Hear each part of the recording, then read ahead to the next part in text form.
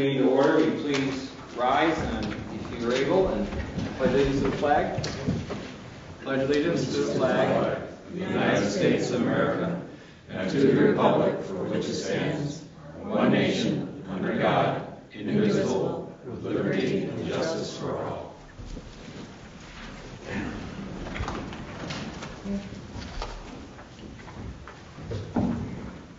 Andrew Benson. Here. Katrina Binkowitz. Here. Doug Day. Here. Joe Wetmore. Here. Ed Levine. Here. Moving on to our first item in our packet is the Lansing Community Library report. And I always take this opportunity when Andrea is here for a segue to, do you want to touch base on anything? Sure, since there's no official report this month. Basically, we spent quite a bit of time in the Finance Committee doing a new budget for next year, and there is an annual meeting in April. It's April 25th, and then the annual vote's the next day. And the library's doing fabulous. New patrons literally new patrons every month, and new programs. And then the next one is the Lansing Youth Services, which I'm also representative on. And this is very good that it got in. It's the first time the report got in. Looks really good. Good. When I was at the village meeting the other day, they have a youth committee, which involves the village of Lansing, amongst others, and which is very similar to the youth services. And one of the things that they asked was how to get more people involved. And, you know, the school system for Lansing goes up as far as Dark Drive in many cases. That's right. So one of the things I recommended was that that the youth committee, youth services committee, reach out to the school to see if any of the people that are in the village would like to, they're also in the Lansing school system, would like to be involved with the Lansing Youth Committee, which is very similar to the services. Because, like I said, that's their tax dollars at work also. Yeah. Well, we have a huge advantage in that our youth manager has an office right in the school. Mm-hmm. And that doesn't exist in a lot of the Ithaca schools. And because he's there mm-hmm. every day, he speaks to the guidance counselor, he knows which kids need extra help, he goes in the cafeteria, he talks about his after-school programs, and it's the perfect scenario. Sure. But other schools don't have that. Sure. So we have a big advantage. Yeah.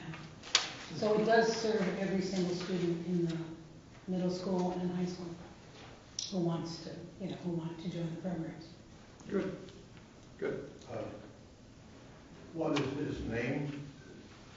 Travis. It's not on there, Andrew, because the report actually didn't come from him. It came from Janice. Did it come from Carolyn? No, it came from Janice Johnson. Oh, okay. It's Travis Judd, J-U-D-D. Yep. He's the program. Mm-hmm. John, I do have his email address, not on me, but I do have it in my office if you want to get it from me. Okay. Thank you. Okay, thank you. Next on the next item is our Tompkins County Legislator Mike Sicker's report. I don't see Michael here tonight, so. He's not coming tonight. He's here, but the reports are on the back table. Okay, thank you so much. We'll move on to Park and Rec with Steve Pope. I just want to add to what Andrea said about Travis Judd. We have a really good relationship, the two of us who work together. We'll be stopping up probably within a week. All their summer programs go into our summer program booklet guide. And also, we have 2 or 3 programs that we use his students and he funds to chaperone several of our programs, and we just couldn't get it done without them. So we end up with an adult, obviously a bus driver, and several chaperones for bowling, for the skating program, and they do a great job. So good. Not only are his programs good, but this is a nice opportunity for employment for our youth out of our school. Yeah, what happens is many of them graduate from the middle school programs and still want to be involved. There's a youth employment program. Yeah. And so you have the youth at the Parks and Rec, and the library also uses them. Yep. So it's really nice. They do a great job, very easy to work with. A couple other things I want to point out. today we had a neat experience. The high school had called their C Day, and they do special programming not in the classes, and then they go out in the community and volunteer. And I had 10 guys that came up today with a teacher, and they cleaned our football helmets. And that was a huge bonus for us because they did what would probably take me, at least 4 or 5 days to do. They did it in a couple hours. The toughest thing was getting around each other downstairs, but they did a great job. Had a good month this past month, almost 58,000 in just the month of February. That's starting to heat up a little bit for us, and it's going to get, a lot more active from here on out. And then the last thing I want to mention is at the end of this summer, it looks like we might have a movie shot in Myers Park. That's going to be interesting. So I've already checked out the production company with regards to insurance and what the movie's about, and it sounds like it's going to be really interesting. I think there'll be people that will be a neat experience to go down and watch it. There's about 8 cast members and about 40 or 45 crew, and so people can see how that stuff really happens. So that'll be a neat experience for us. They don't need extras? Come on now. So that's it, if anybody has any questions. This event you're going to, and I'm not being rude, I'm trying to scroll down to where I got a message from, I'm going to get this officer's name wrong, that's why I don't want to butcher it too bad. But this was the event you had today, Steve, you mentioned, or? Yeah. One from the school. It's a school event. It was, Julie Barron's, I think, years ago, yeah. It used to be called D-Day. Yeah, it used to be D-Day, now it's C-Day. C-Day. So they finish up, and then the bus takes them back, and there was a little program at the end, and that wraps up the day. And I think this is unique to Lansing High School. This officer's name, I think his first name was Takey on there. Like I said, I don't find it on here, I must have jumped. But he reached out to me to give a brief comment on public service, and I think it was in correlation to the same type of thing. Mm-hmm. I thought it was pretty neat how they reach out and do those things. Unselfish serving, which is, I hope that comes back. Right now it seems to be a radical concept, but I hope it comes back where more and more people just do that. So anyway, thank you so much. By the way, I've heard you had a very busy, almost 3 months, right? Yeah, it's going to get a lot busier. Good, thank you. We'll move on to our highway superintendent. Speaking of busy, not a ton, obviously. We're a little reprieve this week. Hopefully, they claim spring came yesterday, but we'll see if that holds. Obviously, we've all had our fill of the winter snow removal work. So hopefully, we're switching gears a little this week. We've been getting back to some brush work and things like that. Had a visit today from the Department of Labor, which all went very well. Sporadic checks and things they go through. There's a couple minor recommendations, and honestly, it was nothing of any serious violation or anything. It was a couple issues with, we've got one overhead door that could use electric eyes for the safety piece of it, but that was a recommendation. And other than that, all of our written programs for training and safety and stuff like that are all in good shape. So. And then we talked to them. I don't know, some of you may see the email, actually set up with them for the 13th of April to come in and do some of our mandatory training. They offer that as, well, I would say free service, but it's the state of New York, so we're still paying for it. But there's no additional cost, but that'll cover, our workplace violence and right to know law and stuff like that. And then just to do some other training for my guys and maybe a couple of the park guys as far as more specific stuff. So that went really well. Other than that, we're rolling along. We've got a couple resolutions a little bit later here, so when we get there, come out and discuss them. Obviously, one's for the highway department, the other one's a park and rec thing, but obviously Patrick and I have worked close with that. So when we get there, if we want to discuss any more of that before you make a decision, that's great too. So we're going to move around a little bit here. Katrina's not feeling very well, but she was tough enough to come in tonight. tonight, which we appreciate.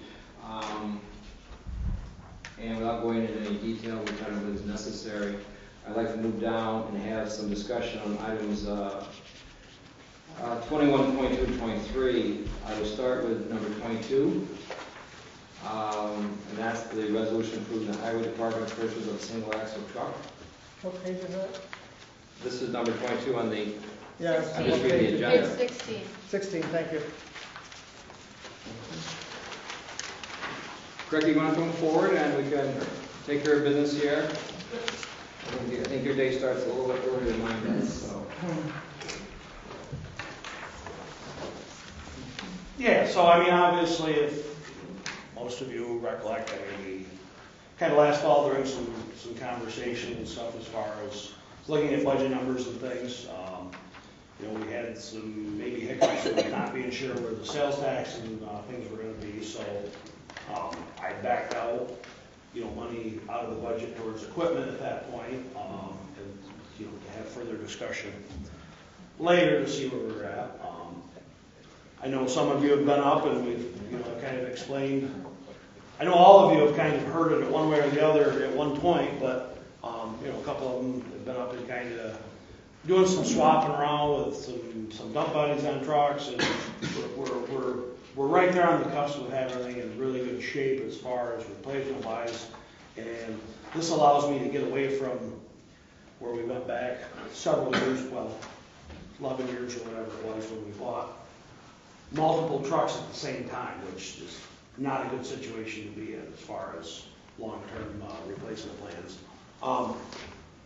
So this would kind of alleviate, by slipping this one in essentially a year early, one of the other 3 trucks is going to get its life extended a couple years, and then if the other one works out for replacing next year, we would kind of be on that 14-year cycle for all the trucks. So I mean, it's been great with the support of the board to kind of get there after so many years of trying to figure out how to do it. But so we're right there. So it's kind of, this is a big piece of the pie. The one next year, and then we're truly in that sequence where we should be, where it's not painful at some point. So that's, you know, that's kind of where I'm at with that. If there's any more specific questions to it, I guess. One of the things to give a little more background, we went ahead our last snowstorm, 2 trucks broke down. And that's not, unfortunately, uncommon. Yeah. They scramble as best they can, but Mother Nature doesn't wait. And that's why you need to have trucks that are reliable. Right. You also gave us a figure here of that if you could, and you thought it was reasonable to get $60,000 for that other one, you would. Correct. But that is something we don't give them away either. Right. I mean, obviously, it's indicative that you last year got a new box to put on the older truck to stretch it 2 more years. So that truck actually will be earmarked. I believe you told me when we did our tour, one of our many tours, is 16 years. Correct. On that one. So if you were a pig farmer, you can get everything except the squeal. So, and probably some of that. So, having said that, I think, at least personally, that the taxpayers are trying to get as much value as they can in 14 and 16 years on these trucks, especially when, even though we have 97 to 99, depending on who we talk to, roads for town roads, but you actually plow 140 roads, or 140 miles of roads, don't Correct. you? Correct. Yeah, so it's a lot. Right. And I mean, and it's greatly helped, obviously, as we've had the conversation the last couple of years and figured the funding out much better for these. For years, it was always kind of looked at for equipment replacement was, you know, looking at your A fund, which, you know, town-wide, and that's, you know, that's why for a lot of years, everybody felt like, well, there's not money to replace equipment because you'd have to directly raise the taxes to do it. But after having conversation with the comptroller's office, and, you know, Ed and Charmaine and I spent a great deal of time on this a couple of years ago to you know, get the answers from that, you know, and then of course, you know, we all talked about it, and, you know, basically splitting up the costs of the equipment and stuff, and the accounts paying for it that should be paying for it. So I mean, I think we've really got on track there, and where the money's been available to do it, you know, it's you know, not directly been a cost to the taxpayers, and you know, I think we've come a long way and got a really good program going. Like I said, these couple pieces here puts us right on track to be where we should be after, you know, 30 years of this conversation. So So the recommendation from the highway superintendent, and I'm not gonna say names, but for the village representative, is he feels 20% of this truck will be used for water and sewer, 40% will be used for town pole, and 40% will be used for town outside the village. So in this case, our friends in the village will only be making a contribution of 40% of the cost of the truck, not 100%. Because in the past, there was concern that it all came out of the A fund. So if you understand what I'm saying, is that we're basically breaking up due to how it's used. Just like we do with a lot of these trucks, or for instance, that one excavator we bought one year came out of the water fund because you use it only for water. Correct. Simple as that. So, having said that, does anybody else have any more questions or comments for our highway superintendent? No, I was just saying that I spent some time with Cricket yesterday afternoon and got a clear picture of what he's asking for, and it makes a lot of sense. I'm going to lean on you a little bit, Joe, in our next discussion about the building. So I want your input on that because, you know, it's always good. And I've heard nothing but good things. I mean, we were up there for quite a while, and one thing I've learned is by showing respect, going to their backyard, it makes a huge difference than talking to Patrick and also Cricket without speaking for them, but my impression was they really appreciate that. Any other? Can you put just a stationary plow on the single axle dump? Like for a smaller road, say you had something break down? There wouldn't be Well, cross we have mechanisms in place to get by.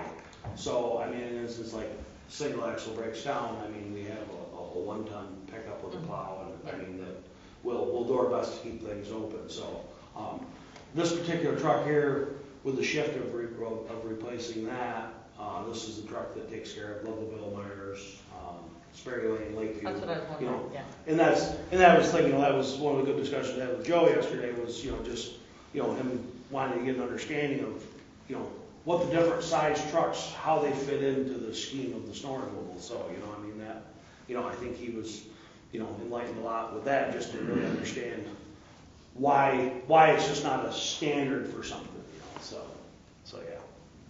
You always want to tell about the delivery date as to when you order and how long it takes to get. Oh, absolutely. So, I mean, and that's kind of what I'm looking at, like trying to make arrangements to hopefully, get a fair price on this other one. But obviously, by the time you order the truck, the cab and chassis shows up, goes up, gets outfitted. I mean, if we order this thing, say next week, I'm looking at probably receiving it September 15th or so.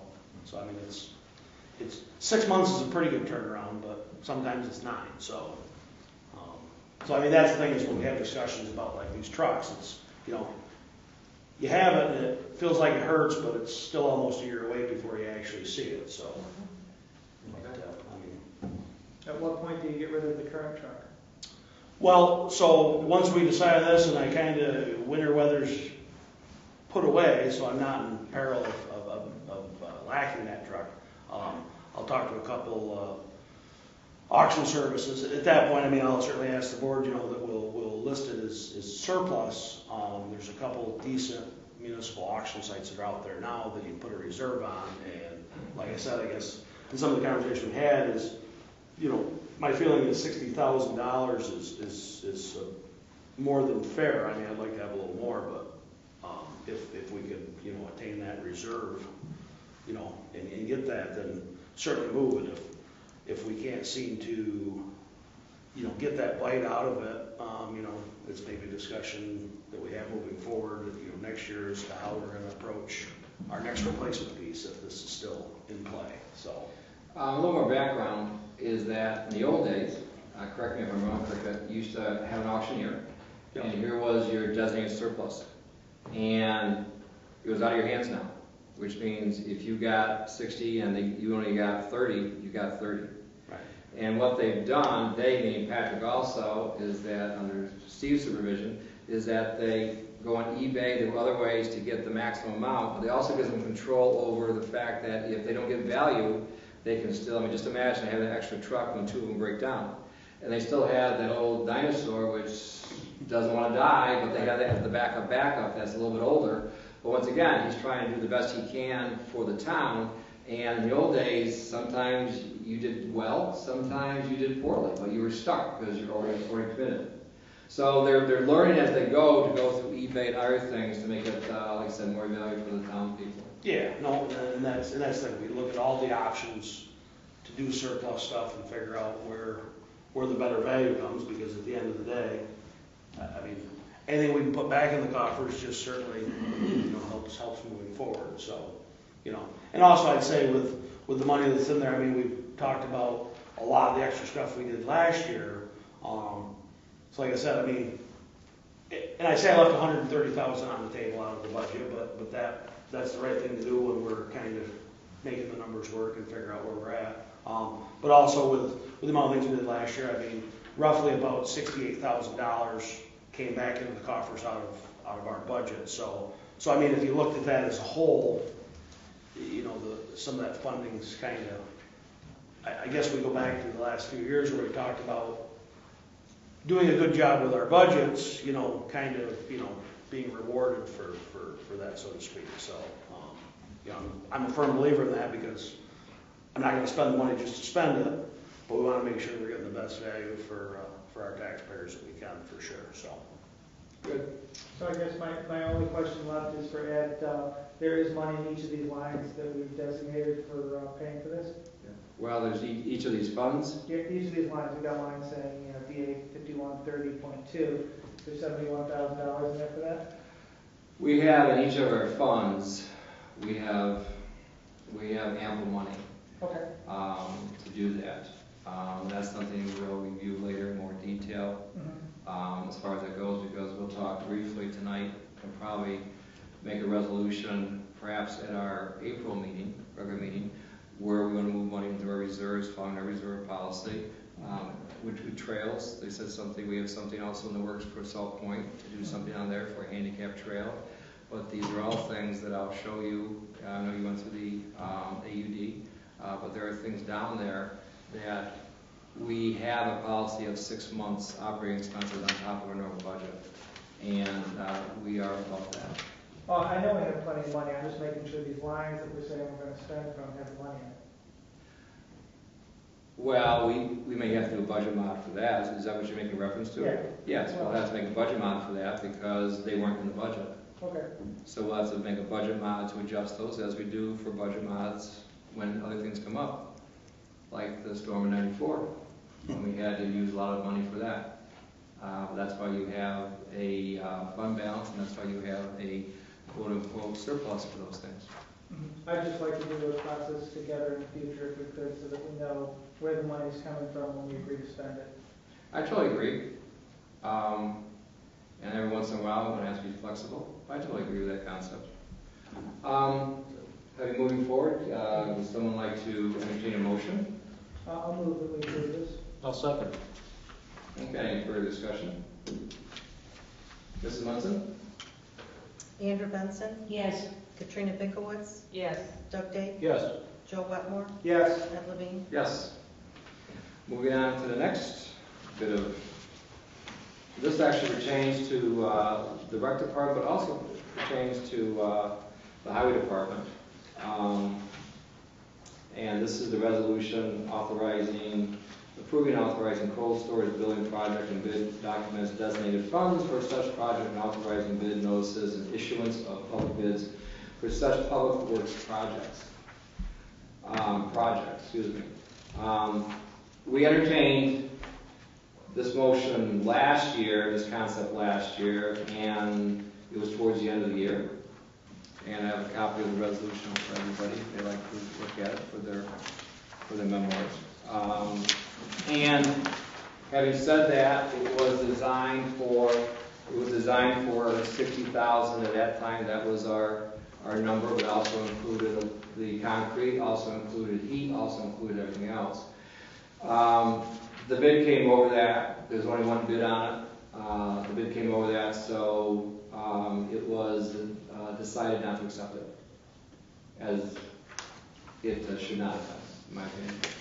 So we revisited and said, what do you really need? And Cricket had a lot of input on this, and Patrick did also, and we came up with a different concept.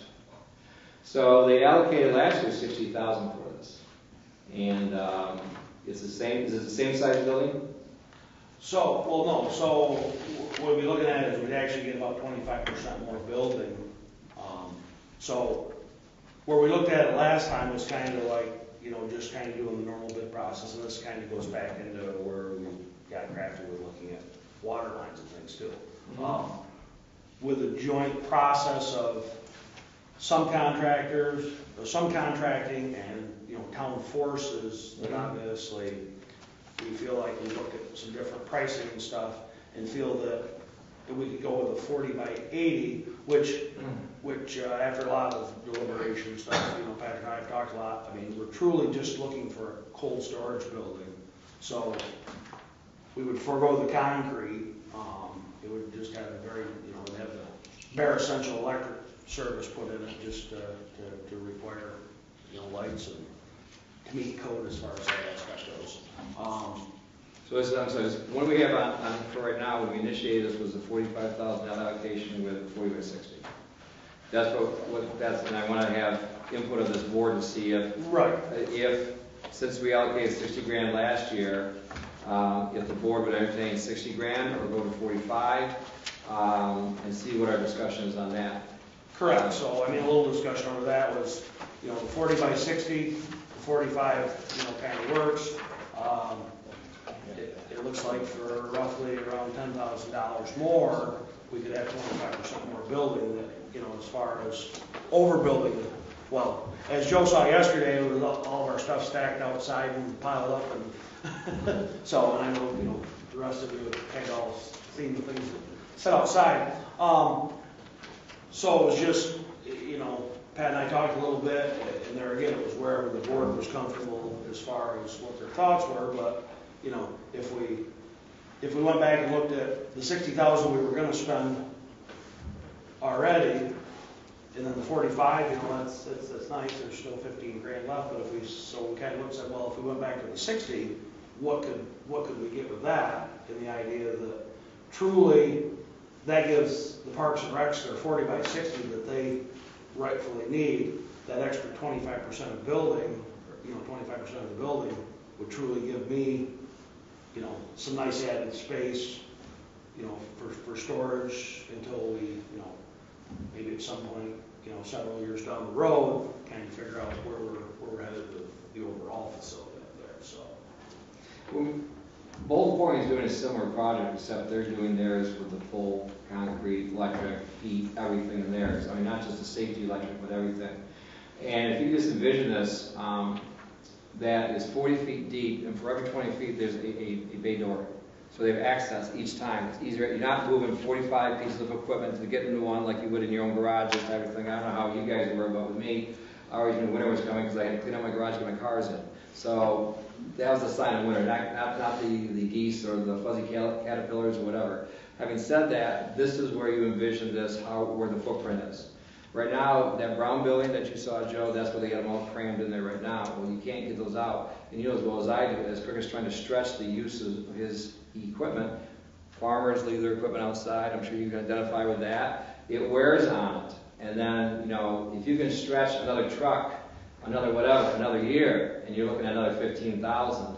And once again, some background, we had talked about building a separate highway department building for cold storage about 2 years ago, or actually a year ago, and that was going to be, what, 40 by 80 or 40 by 100 until we bought time on this, until we could do something with the highway department that we have. So, personal opinion, this seems to be, whatever the board decides, whatever the comfort level is, this seems to be the first step of a permanent step forward, that we're going to get value out of this.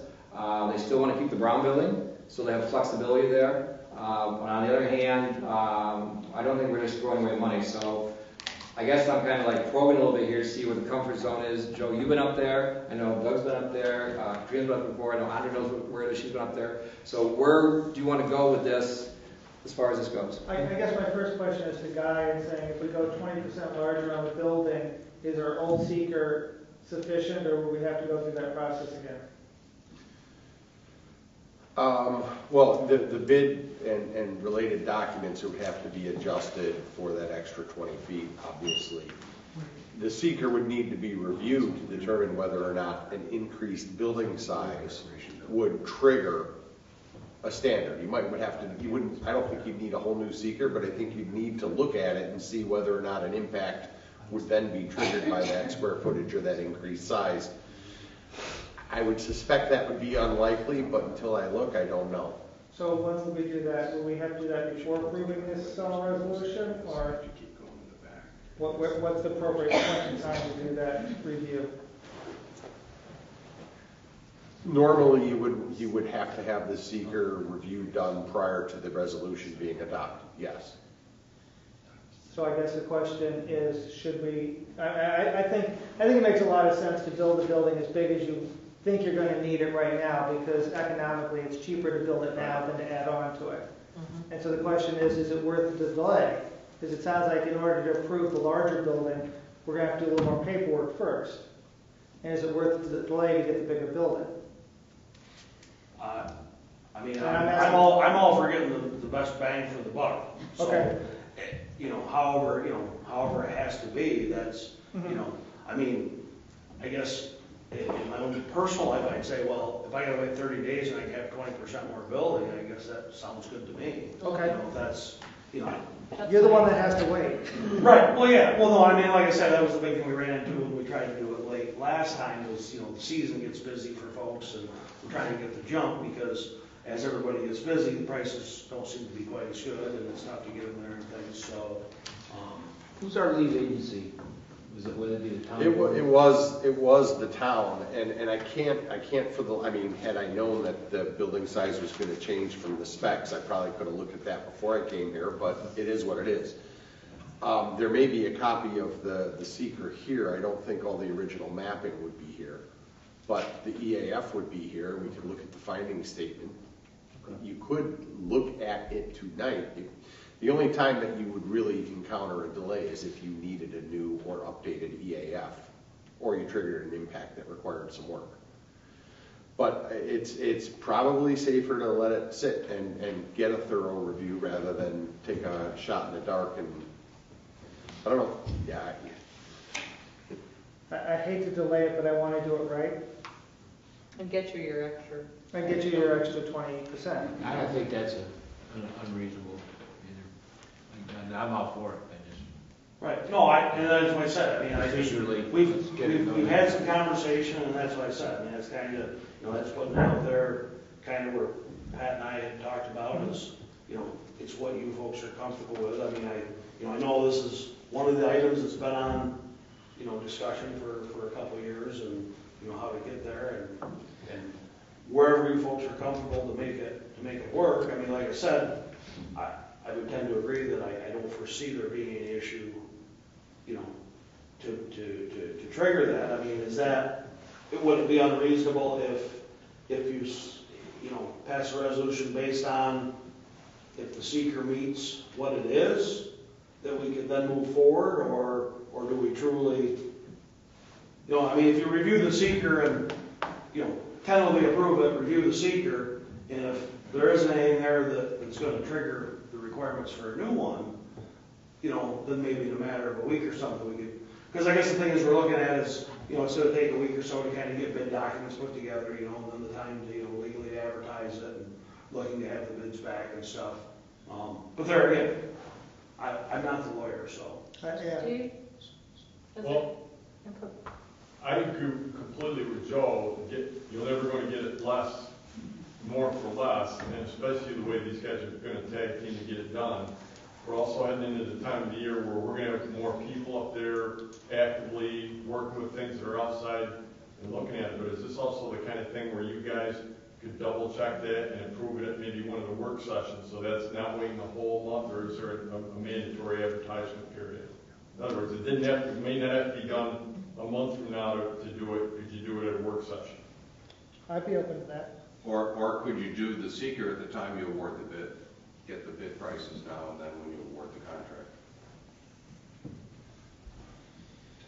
So if you're all looking to me, you can write a condition for anything.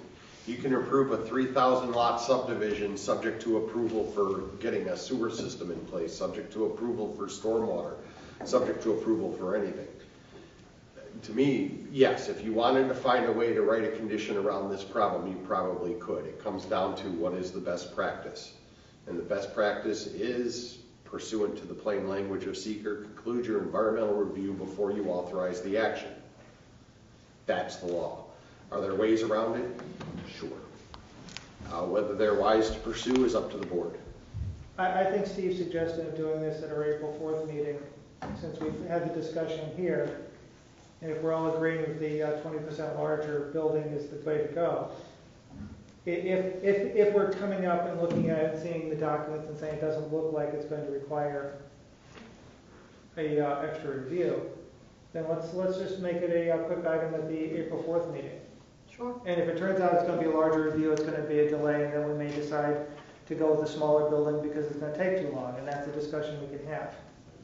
Right. No, I think you guys who are going to be using it should decide whether Yes. it's worth waiting for the.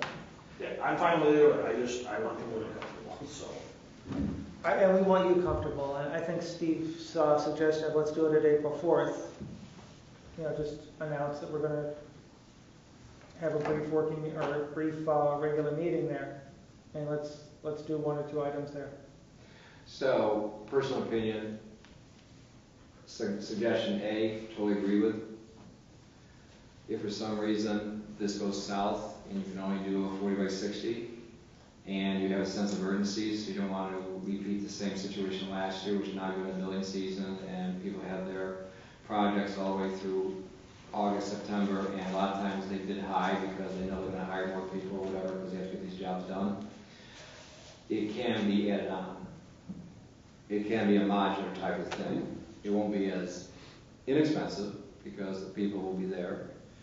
But a 40 by 60 is not the end of the world. It can be added on. It can be reviewed again. And if you want to do another 60 feet next year, 40 feet next year, whatever, keep in mind it's going to be more price per foot. But those are all things that we consider. I don't like to do a lot of resolutions at a working meeting. I don't want to get into that. But in this case, as long as it's posted at enough proper time, and as long as everybody, I want the board to be comfortable with this. And if this means that we have to wait 2 weeks and make sure all our I's are dotted, and make sure that if we do the seeker and it has a negative declaration, then we can move forward. I totally agree with that. Okay. There have been times in the past when there was even just a special meeting for 1 item. So if you want to do it sooner, that's possible too. 2 weeks? Busy tomorrow? Just for the sake of You're in my head, Cricket. just for the sake of clarity, other than the vernacular that you choose to use, legally, there's no distinction between a working meeting and an actual meeting. They're the same thing. They're meetings.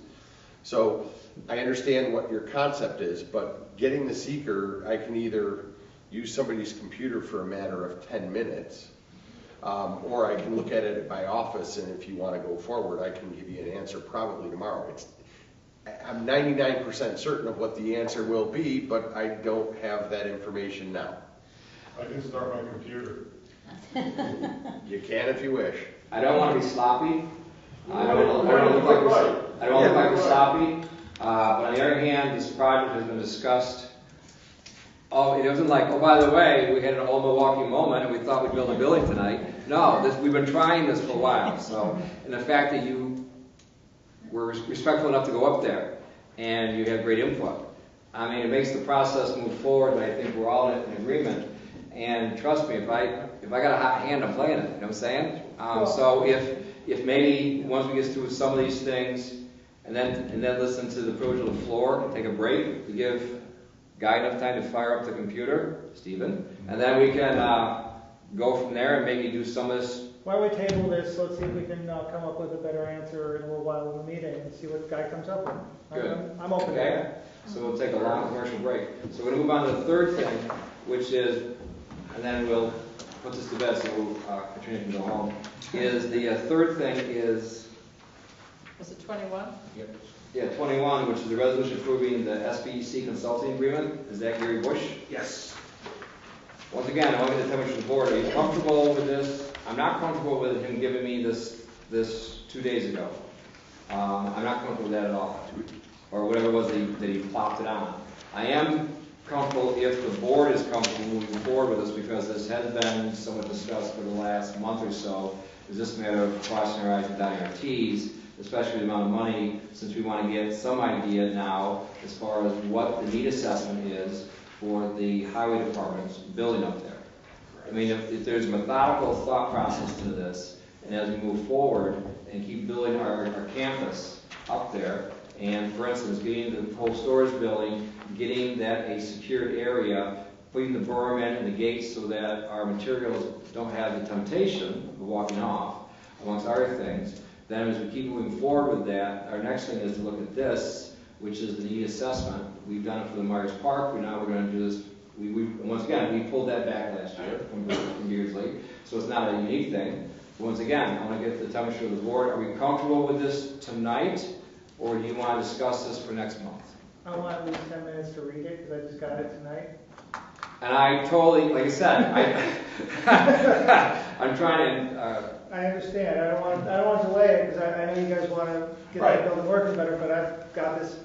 Yeah, oh, no, and I agree, and that's what, and I had the same conversation with him, you know, a couple days ago, and said, well, you know, I've reached out to him, like, where is it, you know, because we wanted folks to have it, you know, wherever you're comfortable at, this is something to set up through engineering costs for a long-term plan. I mean, this isn't like we're trying to get something done to build a new highway barn tomorrow either, so this is just the building's 50 years old, and we need to start taking a look at, you know, in 10 years, where we maybe want to be with it or something. I understand the concept, Yep. I just want to see if the proposal matches the concept of that proposal. Absolutely. So like I said, I'm, you know, if that gets pushed off because everybody's not comfortable with having time to read it, that's so be it. But- Well, once again, it was the generalities, but I have to have the temperature of the board. And as shocking as this might be, I'm trying to be the second mouse here.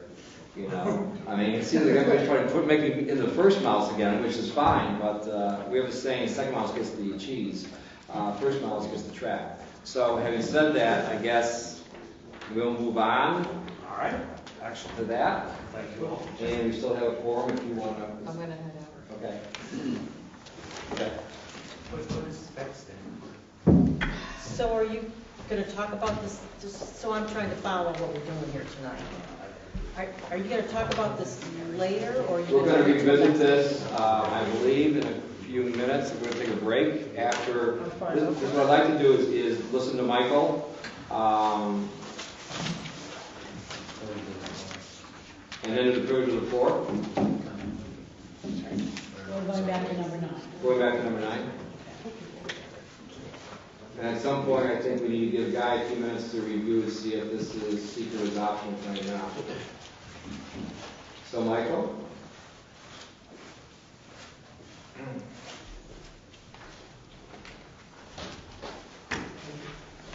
Well, good evening. Each of you in your box, I gave you a planning projects update list, which I just want to kind of, usually I talk off the top of my head, I just thought it might be easier to list all these things out as I give to you. Traditionally, I've just given you what the planning board projects have been, but these are the other things that I get involved with periodically from time to time, so I'll just kind of go through them. First is the sewer project with the Village of Cuba Heights, the Village of Lansing, and the town. As you know, in our work session recently, we're moving along with that particular project. Ed and I had a chance to meet with Brent Cross to talk about updating the MOU between the three-party agreement. The Village of Lansing is currently preparing their plans and specifications to move forward with their portion of it. And Tim Buell is preparing the map plan and report for the village section, which is about 525 feet within the town. So again, that'll hopefully come back for you at your April 18th meeting. Hopefully we'll have that back for you by then. Second item is the $75,000 grant that we've received through Senator Hemlin, the New York State Infrastructure Program, or SANS grant, they call it.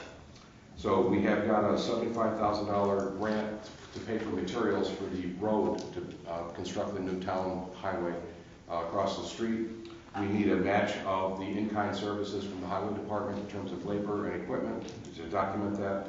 But what I need from the town board, hopefully tonight, is to have an authorization for 2 people to sign the agreement with the state of New York. So again, I'm probably the supervisor and one of the other town board members And hopefully you can just do a motion to authorize two to sign it. When I get all the documents together, we can get it taken care of. You want to just give a moment, Guy, is that just necessary just to do a motion? Well, all you're doing is. Authorizing people to sign the application that goes into the state. Right, so you're not approving the disbursement of the money, you're not, No. yeah, no, you can just do that by simple motion. Okay, well, who wants to be my partner? I'll do it. There you go. So do we move? Well, move a I need to resolution? know what the motion actually is exactly to write it down, so. I would say motion to authorize two members of the town board to sign the agreement with the state of New York for the $75,000 grant through the SAMS program. Okay, a little slower. Yeah, I was gonna say, I don't think shorthand. She does this to me all the time, Andra. It's like, you know, when I was in college, I could actually write that fast, but unfortunately not any longer. So yes, so I got most of motion to authorize two town board members to sign agreement for Sam's grant. Grant with the state of New York. Okay. this actually is very good timing because the state senator, Dan Humming's office called me today looking for that. And as I talked to her office this morning, I said, well, I would discuss this with our town planner and at the meeting tonight, so it's perfect time to move forward on this. So do you have a letter right now? I have a packet, and so I've got to put it on our letterhead, and there's a bunch of different things. Now, could you also give the $75,000 will not pay for labor. It pays for materials, also has to have a matching part. That's what For the town, for labor comes in. Okay. So it's to sign the agreement for $75,000? $75,000 grant. Okay. It's an application. So do we, Application. you need somebody to move that? When her pen stops moving, yes. Yeah. To authorize Ed and Andre to execute. Okay. Then you guys should move it. Gotta move it. Okay. Okay, so who's gonna move it? Doug is. Hi, Doug. Oh, good job. Okay. And we can send it. And Joe, are you seconding it? Sure. All in that looks favor? better. Aye. Aye. Yeah. So you can sign it tonight before you leave? I got to get it on letterhead first. Okay. You can sign it when he contacts you? Sure. Okay. All right, next I'm sorry, I project. thought you had it done, because when I saw, it was going to say generic copy. Okay. Okay. Next project is the LED street lights. Ed and I both attended the workshop that NICEAG had with the city of Ithaca. They're trying to do a power purchase agreement with all the different towns and villages. I did reach out to NICEAG on a purchase of the residual value of the existing lights. I've done this in Poughkeepsie and in Oneonta, and also in Auburn, different projects I've worked on, so I'm fairly familiar with the process. We just got back, actually tonight, a price for the buyout of the residual value, but they only had 40 lights. We have 88 in our system, so I've asked them where the other 44 are hiding. So are we paying for lights we're not using? We've got to find out. So Lynn inventory is next. So he's given me the information on the rate classes, depending on if you're just buying electricity, or if you're paying for the maintenance as well, all the other things. So it'll take a little time to sort it through. Next thing is the Lansing TCAT system. Cornell University Engineering School is doing a study that they've worked on for the last year on the Lansing service for the TCAT system. I have about a 200-page document that they drafted so far with their report. They're looking at shelters and all kinds of things. Myself and Matt Yarrow from TCAT were invited to listen to their presentation. And Deborah Dawson from the village also attended on March the 8th. Gave them some additional things that I thought that they should consider as they're looking at alternate routes. Currently there's 3 routes in the town of Lansing, kind of disjointed. They came back with a concept of a loop, which I suggested that maybe they do it continuously rather than just once in the morning and once in the night, trying to get more activity. So I've also offered to have the students come in and do a presentation here at the town, also with the village, so that we can get public participation and let them get some more information from the public. So that went well. We also, I had a chance to meet with Matt Yarrow about the TCAT proposal for the Village Solar Village Circle location. Again, we've talked about putting a bus stop there. They know that we want to do that. I gave them a copy of the map of the plan of the 572 units that are going to go in there in the build out. So we've agreed to meet with their staff. I want to get them on site so they can see exactly where we can put this. So they were very receptive to that. Cornell University Law School, we have an agricultural zoning project going on. The students, I met with them and we talked about preparing a matrix of what's currently permitted in the RA zone and what's in the proposed agricultural zone and the RA zone. So my proposal was to make a matrix of the two different land uses, and then we can have a conversation about what should be in which zone. I think that probably makes the most sense. I also asked them to do some benchmarking with other towns in the surrounding area to see what other communities are using in terms of their legislation. So they've approved that with their professor, and they're looking at a draft report due on April 13th and a final report on May 2nd. So I've also offered to get the farmers involved, to get some firsthand input from the people who are actually going to be affected by it, as well as the town and the planning board members. We'll try to get that together. So. Do you have any idea when that would be? Well, I'm hoping that I'm going to invite them to the next Ag Committee meeting, which will be the April 2nd. If they can come for that, they told me they couldn't because it was the day after Easter and everybody's on break. Okay. So we'll probably have to try to set up another date, and we'll try to get as many people as we can. So if we go on the back side, we've got the Ag and Markets Conference, the Cooperative Extension organized. I think it was very well attended. I think they had over 110 people there. There were a lot of Cuba County people there as well as Tompkins County. And we learned that there's another $15,000 grant that is available to us because we have adopted the ag plan that was presented. It was an 8-year process. We can now go to the next step and get some grant assistance to help pay for the actual preparation of the ag law. So as we now move into our land use ordinance, it's a 75% grant up to $15,000. The town would provide 25% of the match. Like we did with the ag plan, it could be in-kind service or fees. It can be for a planner to do their plan. It can be for the attorney to write on the legislation. So I think it can be very similar to what we did with the ag plan. So hopefully I've gotten some information back from them already. I thought that went well. Lansing Community Council, we submitted a $3,000 request for the reimbursement of some of the scholarships that the town offers to all of the individuals that participate in the rec program. So I worked a lot with Steve and his department on putting the information together. Had a meeting with DOT about the 34B corridor, and I did get some traffic study information about the traffic signal that they're putting in. Lansing Trails, I gave Katrina some information and an outline and a timeline on how to put that together. The comp plan, again, Joe's talked about this April 4th to do a presentation. Once we get a final version, again, I haven't seen any discussion of language, any changes, but we'll have to look to see if the 239 review has to be updated. We'll have to circulate it to the neighboring towns for their input. We'll have to do again, the town had talked about another public hearing and schedule that. We'll also have to get into the seeker review process, and Guy and I had talked about that earlier today, about establishing lead agency, involved agencies, and the time required with that.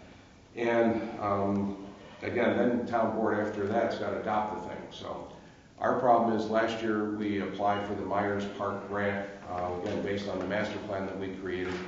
One of the biggest criticisms that we had was that the comp plan was not adopted. That's one of the major reasons why we did not get the grant last year. They have not announced when the grants are going to be due this year. Sometimes they're in June, sometimes they're in July. So again, in order to complete all this in April, I think it's going to be a lot of work, if that's possible. So, the planning board updates, the computing center, the doctor withdrew that application. He was looking at purchasing that particular site, did not work well. The planning board's been working on an alternative solar and wind energy systems and facility law, which I think they're on their 8th version of it at this point. They're hoping to discuss it at their next planning board meeting and then forward it on to the town board for their consideration. It'll probably take a little bit more time to work through that process. And we did have a meeting with Tiny Timbers on a revised site plan for their project. We're hoping that maybe April 30th They'll have a presentation to the planning board, a sketch plan review to get some more input from the planning board members. And then the Lansing Rod and Gun Club, as you see on your agenda tonight, we want to have the planning board establish as lead agency. With the town board, we'll have to do a special use permit, so you're involved agency. But again, typically in these projects, the planning board's been the lead agency because they deal more with the site issues. And then the ZBA, there was a meeting last night, which the climbing wall at the rink was, it has a 1-year longevity, so that was extended for another year. Again, they were getting their financing together, they have done some slight revisions to the existing plan.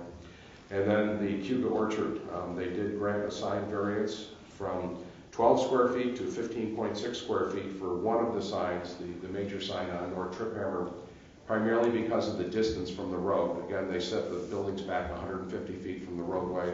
They have a pretty substantial vegetation barrier before you even get to the buildings and with the paths and things. So they had a second sign on the interior road, the future town road, which they did not grant the variance for that sign. So, but I think it's a wonderful project. It's certainly going to be. I think everybody on the ZBA liked the plan.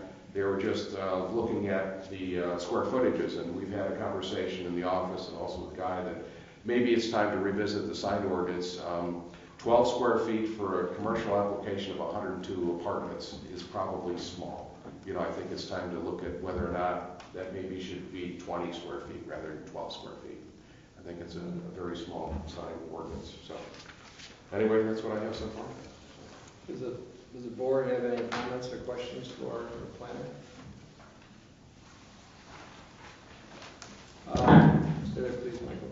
A couple of things. We went to the presentation of the lights, the transfer, and I think you have to. At first, people get excited about this, and that's rightfully so. If you want to save money, be more efficient and environmentally friendly. We also have to look at the concept of what the impact is. You have 200 lights, 300 lights, 800 lights. It might be cost effective to do that.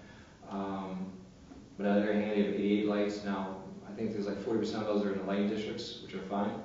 If you're in the lighting district, would save the money, that's fine. The thing we have to look at, though, is payback. How long is it going to take to pay back? Also, who takes care of them if something goes out, somebody takes a light out, liability, all those things. So I think we've started a good conversation. And once again, you get accurate information to figure out the way, the pluses and the minuses. So it's also a good conversation there. What did I say? Also, TCAT. I talked to Mary Ann Summer, had a very nice conversation with her about TCAT. She says, well, you need a representative for TCAT. I said, we have a representative for TCAT. We talked about our TCAT. We talked about the busing. Also had a nice conversation with Frank Proto about the dynamics of all these things. And I think it's a conversation, especially anytime something is subsidized by the taxpayers, I think it's our due diligence to ask those questions. How more efficient?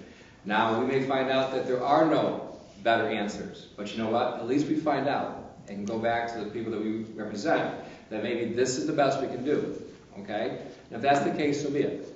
But we've had those conversations before also, so I look forward to, as you probe and find out if we can be more efficient, because this conversation comes up when we have more developments. To me, that's part of the market share. And maybe you have to rethink how you want to do things if you can do that. But once again, that's something that we'll see if that evolves, okay?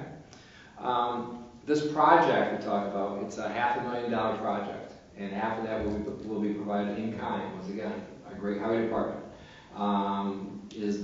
I don't know what the schedule is for this. I get concerned. I'm not putting pressure on anybody when I say this, but the comp plan, what's our schedule for this? And we talked about this as far as seeker goes for this building. Do we have to do the seeker for the comp plan? Does it have to be, where is our sequence? Because you may have noble ideas, but you know, if you do have to do 239, that's 30 days. If you have the art stuff, you're already locked into certain things. I just want to know what our time frame is here to move this thing forward. We haven't discussed it. We have open meetings for people to share their views. Okay, we'll hear some of them tonight, hopefully. But at some point, after your presentation, before your presentation, I don't know when, we're gonna have to start moving forward on some of these things now. Are there so many things we can do before the comp plan is decided on what they want done? Are there some things afterwards? Because one of the things is that this, and maybe Guy can give a longer list, we've been doing Band-Aid measures on a lot of these things because the comp plan hasn't been changed since 2006. We've done the sign ordinance differently now. We've done other ordinances differently now because we've had to basically jump ahead and do this piece by piece by piece. At some point, we're going to have to do a thorough one. And Guy, can you give me a list of things? It's not just zoning that's affected by this. Well, yeah, there's been, probably since about, in 2007 and 2008, for those that remember, there was something called the List of 100. It actually was more than 100, but it was a list of 100 separate items in the zoning law, both large and small, that needed adjustment, that needed updates, that needed, some of them were grand things like having a right to farm law that didn't merely say we were a right to farm community, actually did something to support farming, to typographical errors and all sorts of stuff. And I think if you've ever actually take a reasonable look at the definition of R3, you probably understand what some of the issues are. So there have been pressing needs to address several land use type regulations that are all largely driven by zoning and comprehensive planning. And most of them have largely been done as standalone laws, and the plan was always to integrate them into one land use document, which codification will help with.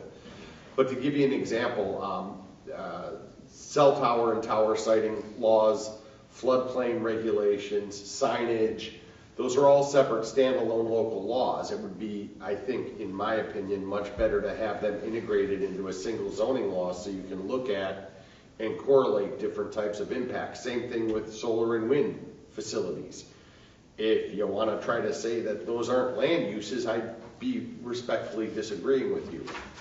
So what's largely happened is that it's the sort of the cure has become more toxic than the disease, or vice versa, depending upon where you get off the bus. Because there hasn't been a comprehensive plan that's been approved since this process started in 2009 or 2010, and really gained momentum circa 2011 and 12, all of the changes that have been put in piecemeal. So not having an updated comprehensive plan is actually causing more damage than whether or not the question of the existing comprehensive plan is perfect, because you're putting in all the needed band-aids and piecemeal without the overarching view that you're looking for. That's just one person's opinion, but I've drafted a lot of these laws and had to look at how they all can integrate into one when and if we go to codification, when and if we get a comprehensive plan. And if you look at the environmental review and even some of the finding statements on prior zoning changes, some of which were somewhat material and even related to Schedule I uses, even going back to 2011, 2012, the update in 2015 or 16? 16. They all said, we really need to do a zoning overhaul, but we gotta await the comprehensive plan to give that guidance first. So it's sort of a death by 1,000 cuts. At this point, the damage to comprehensive planning is actually being harmed by slapping Band-Aids on more so than it is by just getting the plan in place, perfect or not. And I would say what I said last time, if you ever find a perfect comprehensive plan, let me know, I'd like to see it. It doesn't exist. But I think that if you had the plan in place and you could now start driving the zoning changes you need, the zoning changes which drill down into more site-specific issues would actually inform the additional comprehensive plan changes that might be needed. It's sort of like in order to build a hamburger, you first have to have, the burger and the lettuce and the tomato, and if you want cheese, well, you have to have it ready. And we're trying to get the perfect burger without knowing what our ingredients are. There's something that's not clicking in the process, and for good reason or bad, this has been not clicking. It's nobody's fault, but it's been going on pretty much nonstop since 2012. No offense, but this has been through 2 committees, a planning board, and now a town board. I don't know how much more review you could have, but you certainly are entitled to have as much as you so desire. But that's the problem, is nothing's getting integrated correctly because it's all dependent on this one piece of the puzzle being put in place, and that piece of the puzzle's been over 7 years in the making. Just my opinion. So having said that, are there any things that we can do before the approval of the comp plan to get the process started? Because some of these things, unfortunately, are time specific. 2 things. One, as a board, legislatively determine what the form of your final comprehensive plan is going to be. In a perfect world, it would be typos, I's dotted, T's crossed, misspelling corrected. But minor adjustments, oops, that's renumbered, it should say 1, 2, 3, 4, not A, B, C, D. I'm not really too much worried about that, but determine what the final form of it's going to be. And I would say get your seeker process started now. You're pretty far along in this. You certainly can at least get your lead agency in place and get your nearby communities on notice that something's going on, and get some of those timetables running as you work towards finalization. And if you never finalize, then all you did was declare lead agency in a project that's never going to happen. It happens all the time. Look at fracking.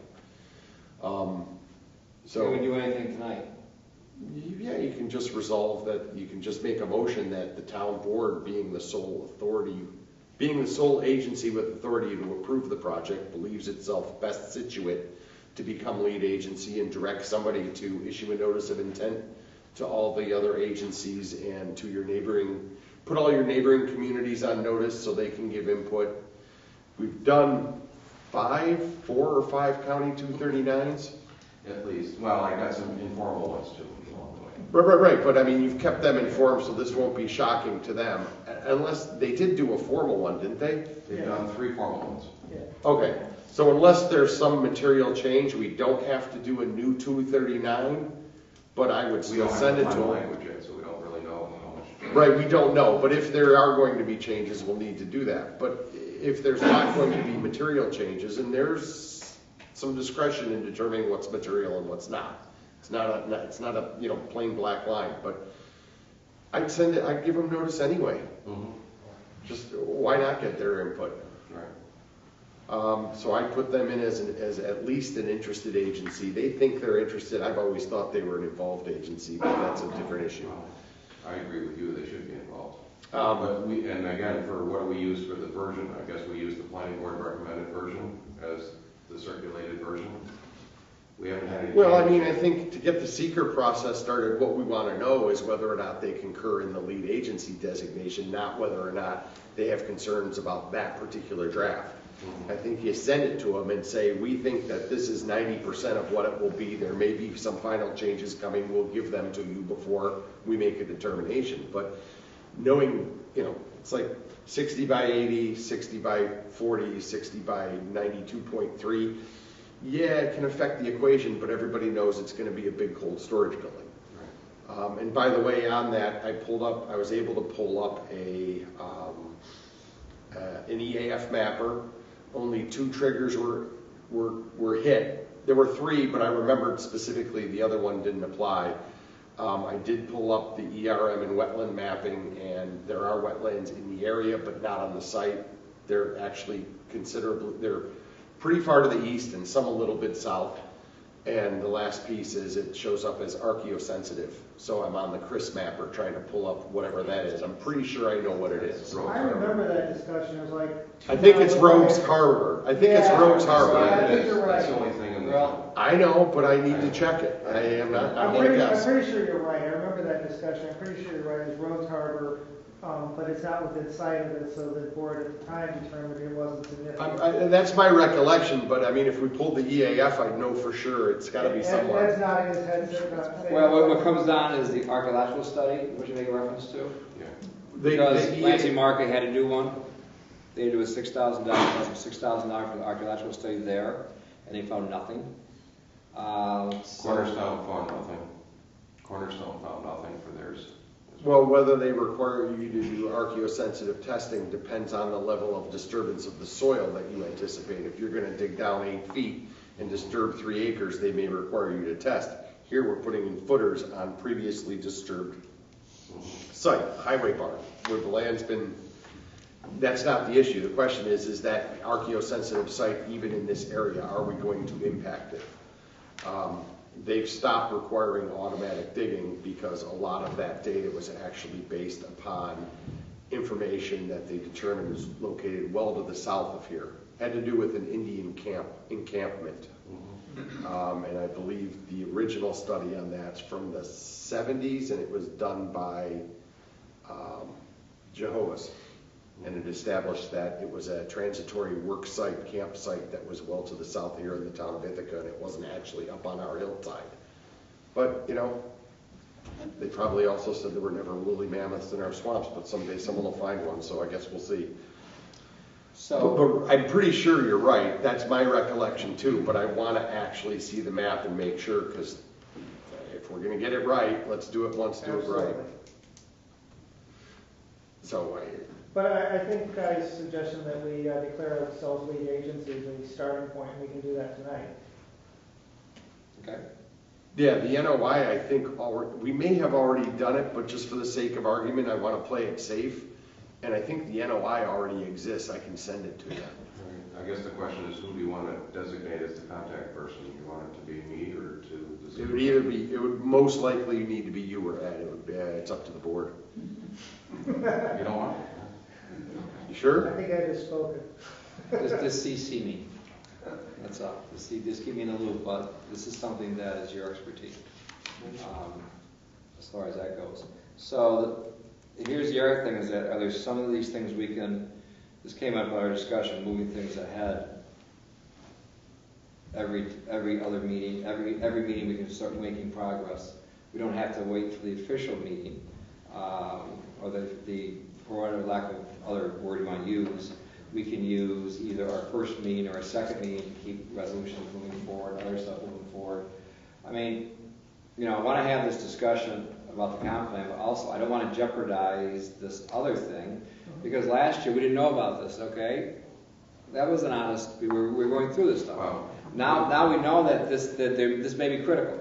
But on the other hand, I think we can accomplish both, but I just think we also need to keep a tight leash on this and keep moving forward. That doesn't mean there's any guarantee that this is going to be approved. But I think on your scoring last time, you got what, 20 out of 20? So anyways, so we've got some things we discussed tonight. So I think if you get back to a motion, you probably need to make a motion. I make a motion that we declare ourselves lead agency. This guy quickly scrolled through all the points, which I don't have off the top of my head. How about, A second. move that the town of Lansing propose and declare itself as lead agency and issue a notice of intent to all other involved agencies and local municipalities Slow down. You can send it to me in email to tomorrow. commence the seeker, well, you've seen it, it's on just about any seeker resolution. Involved and interested. Right, well, they can delegate to you to identify the I&I involved and interested agencies and generate a notice of intent. It's unless someone objects, it's sort of a no-brainer that it would be the town, but you never know. Unless somebody objects, which would be highly unlikely because there is no other agency with approval authority, will automatically be lead agency in 30 days. Unless DEC wants to jump They can. in. They can. I don't think the commissioner would agree with them. No. Debbie, did we vote on that other motion? Yes. We did. Yes. Okay. We did vote on one And you were motion. very good at that. Yes, okay. Yes, you did a great job. We did. Okay. The one to authorize the 2 town board members to sign. Yeah. Yes, we Yeah, did we vote on don't, that. we don't do a lot of motions, we do a lot of resolutions. We don't do a lot of motions. That's right, that's right. So Joe made this motion, and who's in a second? Or Andre did. Okay. All in favor? Aye. Opposed? So, you mentioned sign ordinance, you mentioned should we hold off until the comp plan is underway? Should we start working on the sign ordinance also? I don't know how long the changes are going to be made. Is this something, I'm just trying to get in my head, this timetable. If, once we approve of the comp plan, do we start working on the sign ordinance again? We've seen how we need to tweak this again. It looks like now it's been implemented because of the ZBA. What is your recommendation, Guy, Doug, Andrew, Joe, anybody? I mean, granted, some of these things, there's a process that you go through, and even if you start now, that's not to say you're not going to get this thing done in 3 months, 6 months, whatever. I'm talking about the sign ordinance. The other things, and I use that as a segue for the comp plan, there are things like the conservation, the CAC. the acronyms, yes. You know, that can be an advisory committee like the Water and Sewer Advisory Committee now. It doesn't have to wait for the comp plan. If people want to form that now, there's no reason, in my opinion, why we can't move forward and get that in front and start that process now. As an advisory committee, just like the Water and Sewer Advisory Board doesn't have any legislative power, but at least it gives us a lot more information, which would be extremely helpful. Another segue, Rod and Gun Club. That information is really eye-opening when you don't go down there and shoot every week, which I'm going to visit that Sunday, but to walk it. And I've met with Lisa and I met with Tim after that email. They showed tremendous concern. And to get but these are all good things because these are all teachable moments for me. You say, okay, what are the environmental impacts here? What are our concerns? How can we mitigate this? Is this something that actually can be mitigated? Is this something that we actually should leave alone? Not leave alone? Whatever that situation is. So that's something that, that's something off the table, so to speak. We don't have to wait for the comp plan for that to move forward. That's my opinion. There's other things that we've discussed that are land use issues. They're not wide lens issues. You know what I'm saying? Those are things when a new committee forms, come back with the recommendations. But my point is that these other things, human nature is you get hung up on this, and we've got a $500,000 project at Myers Park that now is in the balance that we may want to, you know what I'm saying, separate this from later. That's why I'm spending most of my time trying to get this comp plan stuff. And once again, we'll make the motion to bring it back here. So another segue to bring it back here for the April 4th meeting. So because this is where the audiovisual is, and that's fine. That's perfect. Like it's a great idea. But all these things are going on at the same time, and we got 8 burners going at the same time when we're cooking, not just one. I feel that. Yes, I know you do. I know you do. So You feel the heat. you feel the heat. So what I'm saying though is that we also have to be cognitive of other stuff here, and also not get hung up because I haven't been through 14 comp plans. I haven't been through. I don't know what every process is different. What can we not kick down the road? But what can we designate for the committees to work on later? And what can we work on now, but still give Michael the best chances he can to come through? I mean, he seems to have a pretty hot hand right now, and especially since you've already been through this once. So we did our motion. We did as much as we could for the comp plan. We'll talk about more comments of the comp plan later. Anything else, Michael? Want to go to number 10? Might as well, since we're talking about rod and gun. That motion is already written here, just. Do you want me to reread it so you can write it down again? Or No, I have heads up on this one, so. Okay. I know it's in here somewhere. It's on page 6. Thank you. Agenda item number 10. Or I Well, think that's what we're talking Doug and also Joe, you both were at this along with myself to the planning board. Either you want to chime in on this one, or we just go with the motion? I think we just go with the motion. I'll I put agree. it forward. Okay. So, I'll second it. okay, so did Joe make the motion? Yeah. Okay, good. All in Okay. favor? Was there a word discussion? Any more discussion? Okay. All in favor? All right. Opposed? All right. Thank you. Engineer's report is listed in your packet under Dave Eric. And that brings us up to Connie and our ag committee report. Hi. I don't have a lot, because Mike really covered a lot of it. He fortunately was able to go to the seminar in Dryden on Saturday. I was not. I had a work event. We had a meeting on the 2nd. We discussed the Article 18B that Guy had graciously sent to us. There was a lot of discussion about signage and stuff like that for farm markets and farm events and things like that. So they're well aware of what the requirements are, and there will be signage at all the farms, you know, giving that information. And of course, some farms don't want people to come tour, but we'll discuss that more. Monica Roth was there, and she gave quite a bit of insight into that as well. I'm not sure we're going to have the meeting on April 2nd or not. We'd really like to have the Cornell group come talk to the farmers and get some insight with them. And if they're not able to come, I'm not sure we have a lot for an agenda for the meeting. Right now, it sucks to be a farmer, let's put it that way, especially a dairy farmer. I mean, I don't know how the organic stuff is going, but regular dairy farms are hurting big time. So much as the fact that some farmers have committed suicide because they're not able to make the bills and they're ready to lose their places. So it's a sad situation. Price of milk is way down. There is milk insurance, but I don't think it's helping them much. A lot of the bigger farms that used to do a lot of things aren't doing those things anymore. So we need to be very kind to our farm community, because they're the ones who put the food on our table. So that's about all I can say about that. I just, like I said, you know, they keep increasing the size of their dairies to make more volume of milk in order to get more money, but that's not the answer. So, There's too much overproduction.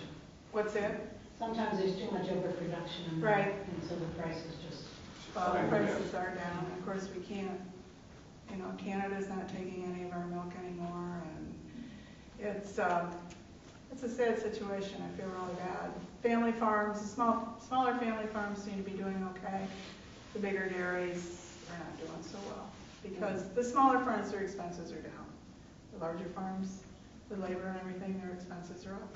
So That's interesting. an example is Walnut Ridge Dairy.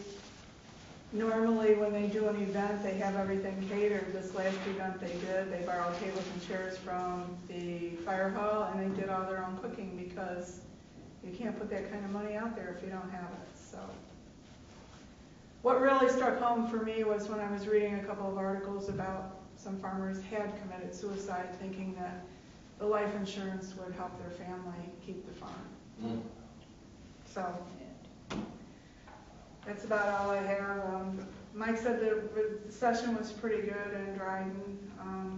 Bob Summers was there from Ag and Markets. And, Actually, the whole Department of Ag and Markets was there. yes.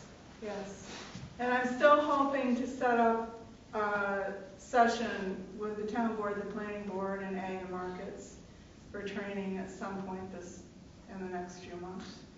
Because I think it'd be really good to get that perspective. So hopefully we can do that. Do you guys have any questions? I'd just like to know if there's going to be a problem setting up with these Cornell Law students and the farm and the Ag Committee, getting those two groups talking together.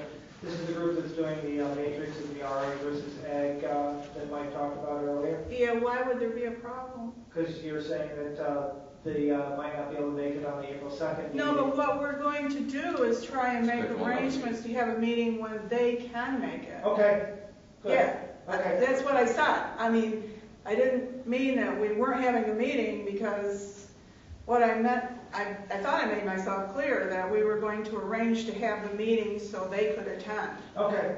So, I just wanted to clarify that, because I think it's really important. I want to sit in and listen to that conversation. well, So do we. we do too. There's There's a lot of dynamics coming on, which is now it's going to be April soon, and as you know, farmers Well, are this year. That's the whole thing, you know, everybody starts getting busy, and unfortunately, we still have a lot of snow on the ground, so we're not gonna be able to get out there and do a lot right now, but, I'm sure we can work it out. Great. Thank you, Connie. Yep. Next is privilege of the floor, limit to 20 minutes with a maximum of 3 minutes per speaker. Would anybody like to step forward? So you want me to come up there? Yes, please. Okay.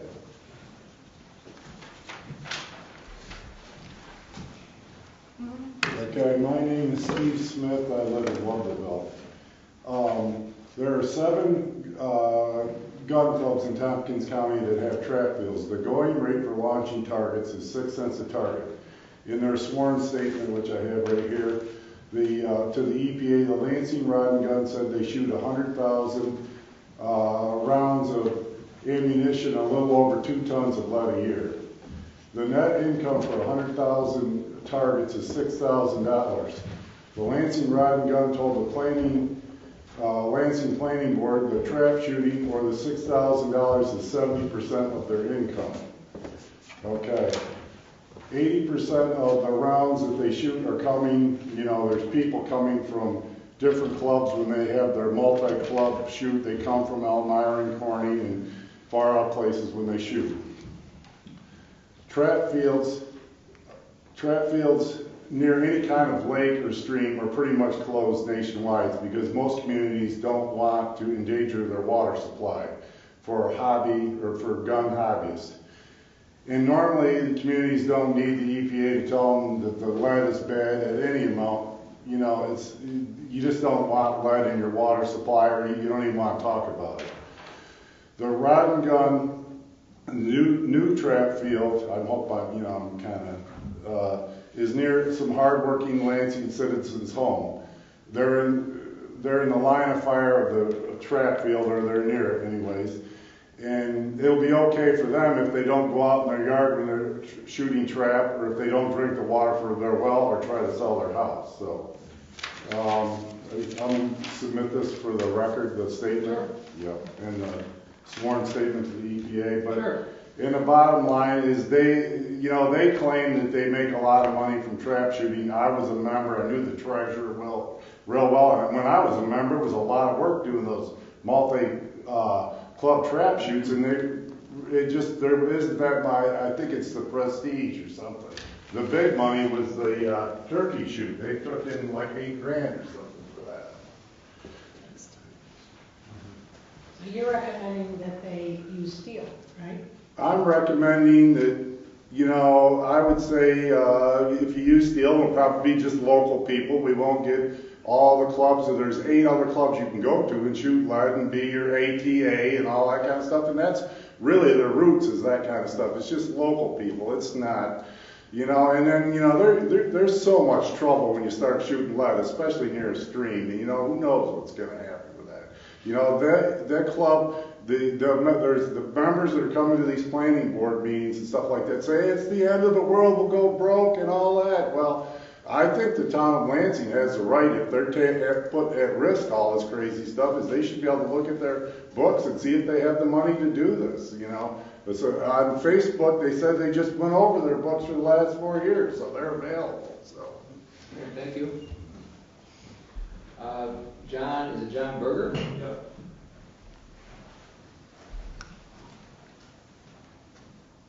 Hello. Hello. Thank you for the opportunity to speak. And I don't know if you noticed there that I'm not. I live in the town of Dryden, so I'm here as a neighbor. Privilege is a privilege, my friend. Yeah. It's okay. All right, thank you. And I want to pick up a bit on what Stephen was saying. And I was also at. I'm not sure how long ago it was, and I think Joe, you were there when Ed Guster came from EPA. And I was quite alarmed at that time about one of the things that Ed said, which was when I asked him about testing in the creek, he said, well, the water that's been tested down at Bolton Point, which is, I'm not sure, is it 10 miles from here, doesn't have lead contamination. I said to him, well, that's like 10 miles away. I mean, is that, and he took a lot of heat from people that were there who were not from the gun club, who were asking kind of questions that seemed to make sense, and he really didn't seem to have any answer for him. And he gave us some names of people to call, and I called them, and they actually got back to me. You know what they all basically said was, you should really talk to Ed Guster about this. So Ed Guster turned out to be kind of all roads lead to Ed Guster, and he was basically a dead end. So it's no surprise, really, if you put this in context, that the EPA presumably is an agency that's there to protect the environment, but as I think everybody knows, especially even more so now with this administration, they're getting pushed back to the point where they don't even know if they're going to even exist. So as Steve was saying, you know, it seems like to show due diligence as a town member and even as a neighbor, if you see an agency that's actually seems like their job is to pretend to do something and then actually not do anything, which is worse than doing nothing. You know, it's really worse. It's worse to pretend to be there to protect and do nothing than it is to say, well, I really can't help you here. Because that's basically what the EPA has done, which I find really, really disturbing. I'm glad you're going to see the creek. I walked down that creek the day after shot, you know, one of these skeet things. Mm-hmm. I was told by Ed Guster, as well as Joe and other people that went to the meeting, that, well, they're shooting into an emergent wetland, so we have to be really careful. Everybody loves wetlands. We don't want to harm the wetland. Well, if anybody goes there and actually walks down that creek, they're going to find something, I think, quite different. I'm not saying I know this exactly. I showed due diligence, did the best I could to see where that lead was being shot. You know how I could find out? I could look down and see, like I could pick up handfuls of lead that was just sitting in little depressions. Well, it was sitting on both sides of the creek because they're shooting, I think people know probably, there's trees there. So a lot of the lead is hitting the trees, some of it bounces back, some of it breaks branches, some of it riddles the leaves. You could smell smoke in the air, or maybe just residue in the trees the next day. So the lead is falling on both sides of the creek, and that means it's falling in the creek. And so there's different types of soil there. And I'm not an expert, but I'll tell you something. I did, because no one thinks they want to take a test. I took samples, and I got soil tests. And of course, they're not legal, because I'm not allowed to do that, you know. But we're allowed to let this kind of stuff happen. And to me, so the worst test tested for over 1,000 parts milligram per kilogram. That's enough lead that EPA says that soil should be covered over and that no child, or really no human being, or no animal should be walking in that area. Now, as you said, I'm not sure what the solution is, but sometimes people talk about the principle of do no harm, you know. Harm has been done. The question is, what are we going to do about it now? You know, so I don't have the answer to that, but I do feel like this is a public issue, and I wish there'd be more people, I think, hopefully, will start getting interested in this, you know, because it's not just about someone's right to have, you know, fun shooting skeet. And by the way, there's pieces of that skeet scattered in that creek, and apparently that stuff also contains lead, which, you know, you thought they were clay pigeons. Apparently, is that they're not harmless clay pigeons. They're not clay. They're not clay. So I think the comments have been sent by Karen Edelstein and by Melanie. I think you may have received those. They're listing some specifics about some problems that they see with the application, the environmental application. So to try to wrap it up, the way that the EPA described that site was really incorrect. If we want to know what's going on there, we kind of have to have a correct assessment of what's happened already. If the gun club wants to be a good steward, they would want to engage in this process and find out what's actually happened there, how much lead is there, where is the lead, possibly how we, without testing sediment samples, what's lead's in the creek, is there lead at the base of the falls? These are things that could easily be tested for. And I think someone should really be doing it. And then in terms of like what happens next, I mean, you guys are going to be hearing about this hopefully from a lot more people. You know, that it isn't just about someone. I read that someone said that he was eating a piece of duck meat. This was in a skeet shooting thing. And he bit into a bite and he got a piece of lead. He said, lucky for me, it wasn't steel because otherwise I might have broken a tooth. Well, maybe it's not lucky for him because in Europe, unlike here, they actually sometimes test things and they found that meat the whole carcass can be contaminated by a small lead fragment. They tested a moose in Norway. Oh my God, they did a test. It contained 56 times the allowable amount of lead for meat. So lead, like as Steve said, everybody knows that no amount of lead is good. You know, and people have described the way that the industry, partially supported by the NRA, it's just like tobacco and other issues like this. They're deliberately misinforming people about potential dangers. That lead does, even for a hunter, it has the possibility to be absorbed through the meat into a person eating it. Of course, I'm not talking about that specifically here, but that's just another by the by, you know, another example of misinformation. Mr. Berger, So, yeah. were you at the planning board meeting? I wasn't able to be at the planning board meeting, yeah. I think our planning board, number one is we just passed a resolution on the lead agency for this. But I think their due diligence, especially what they suggested that night, is, unless you didn't hear about it, I mean, was pretty amazing to me.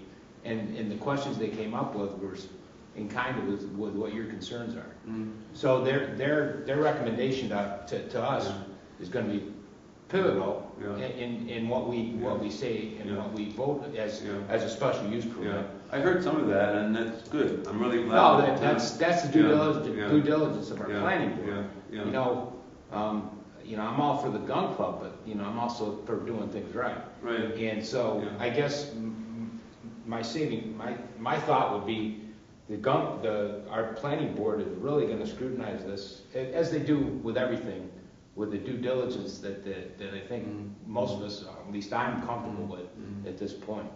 So. And if I could just say one more thing, I've read a fair amount about this now, and I found things saying that the price of steel shot is now comparable to the price of lead shot. Some people said that it harmed their guns and this and that and the other thing, or that it was actually lowering their scores because when they were shooting the steel, they're not used to it, so it's like, oh man, my score went down, I don't want to go back to lead. So, but anyway, one of the reports said that I went to Dick's Sporting Goods and I said, can you show me your shot?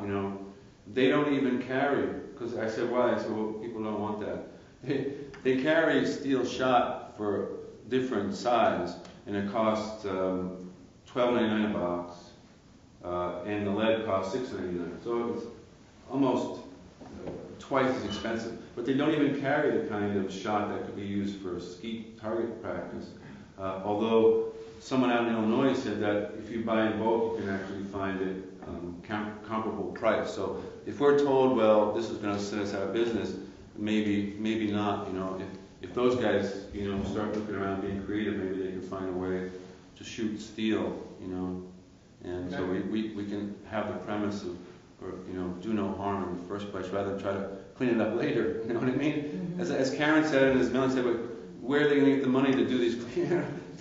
It's kind of mind-boggling, So, Mr. Berger, thank you so much. All right, well, thank you for listening, and for sure I'll be back, hopefully, other people, All right, thank you. Thank you very much. Anyone has privilege of the floor that doesn't pertain to the comp plan? Hi.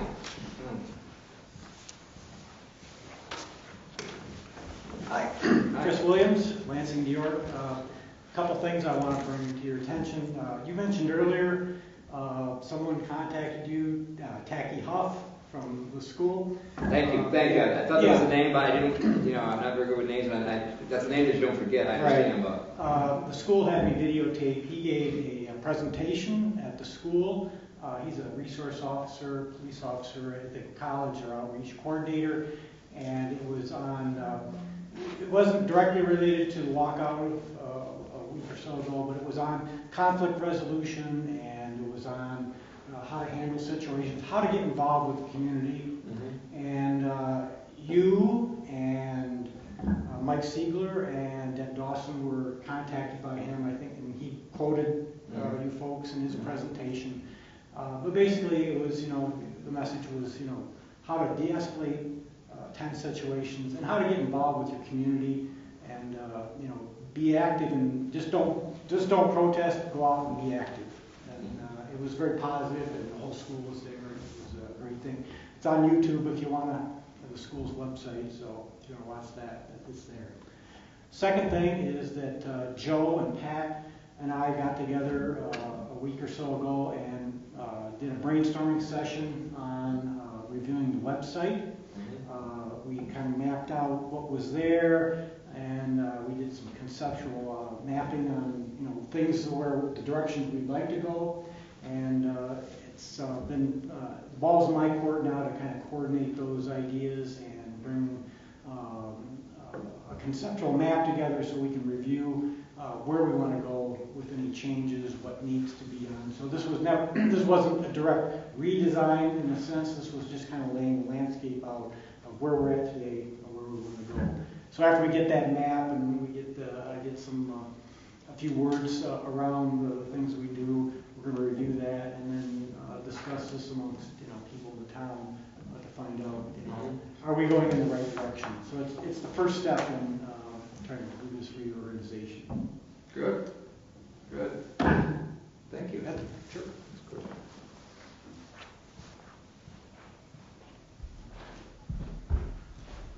Do you need to take a small break, Guy, to look at the seeker if it's necessary or not?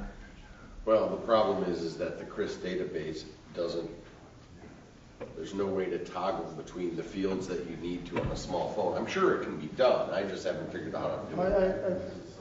I think we have a computer available for you if you think Yeah, that's probably faster. Okay. Is this the time to take a quick break? Sure. I want to get that moving forward if we can. Yes, absolutely. So why don't we take Guy, how much time do you think? 10, 15 minutes? But Ish? I don't even think it would take that long depending upon the processing capability of the computer. Let's not go too far away. Yeah, how about 10 minutes? Okay, meet here at 8:25? Okay. The seeker. As far as a revamp, I mean, basically, what he's gonna ask from me is kind of what I thought of a design, like essentially, it's looking like a new wing on the personnel part there. So it'd basically be like just my thought of, what kind of square footage I think and how many, whether it be offices or what, thoughts of the break room. So I mean, kind of, he's gonna put things together with a kind of cost analysis based on what I feel the needs moving forward. So he might suggest that you need to build a little an extra area on for a locker room, but he's not going to design it. He's just going to say you need 1,200 square feet to do this. Correct. So that's what I say. He just wants to know what our uses are going to be, and he's basically going to say, my recommendation would be this based on this many people.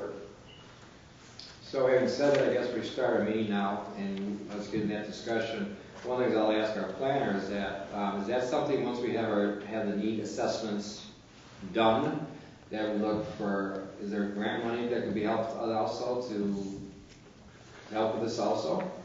I'm just walking, needs assessment for what? We're talking about the contract here for Gary Bush for the highway department footprint up there. Which I still haven't finished reading yet. Okay. I mean, I'm sorry, I thought you were... No, I just got that far and figured I'd ask a question. But no, I'm still like a third of the way into it. I'm sorry, I just need time to read these things. Okay. So that's something we should address tonight, or do you want to wait 2 weeks? Is it okay to wait 2 weeks on this? Whatever works for you folks. I mean, I'm not making sure it works for you too, because that's an important factor. Well, no, I mean, there again, I certainly want people to be comfortable, and like I said, it's one of those things. It's not like it's the start of a process here. It's not an urgency issue on this. I mean, we have a short midterm solution on the table to kind of address some of the issues. This is just to start putting something together for some longer term planning as to where we might go. And so, I mean, In that case, I think we could wait 2 weeks? 2 weeks. 2 weeks. Yeah, whatever you guys are comfortable with. Well, let's face it, even if we did pass this tonight, what would happen in 2 weeks? We done? I don't think so, do you? I'm just one of those weird people that like to read things before I approve them. I appreciate your thoroughness. I'm just saying, I appreciate your thoroughness. Thank you. And there's nothing, I'd rather have 5 sets of eyes, 4 sets of eyes, 6 sets of eyes on this, because maybe something that we should be aware of.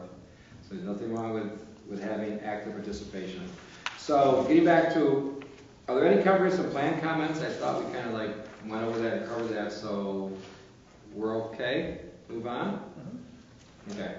Next is the resolution scheduling a public hearing for the proposed local law number 1 of 2018, a local law to override the tax levy limit. Some background information, doing the research on this last year was 0.68%, I think was the tax cap. This year's 2%. It went up to 2%. It's never been 2%. Well, that's what was on the website. 2%.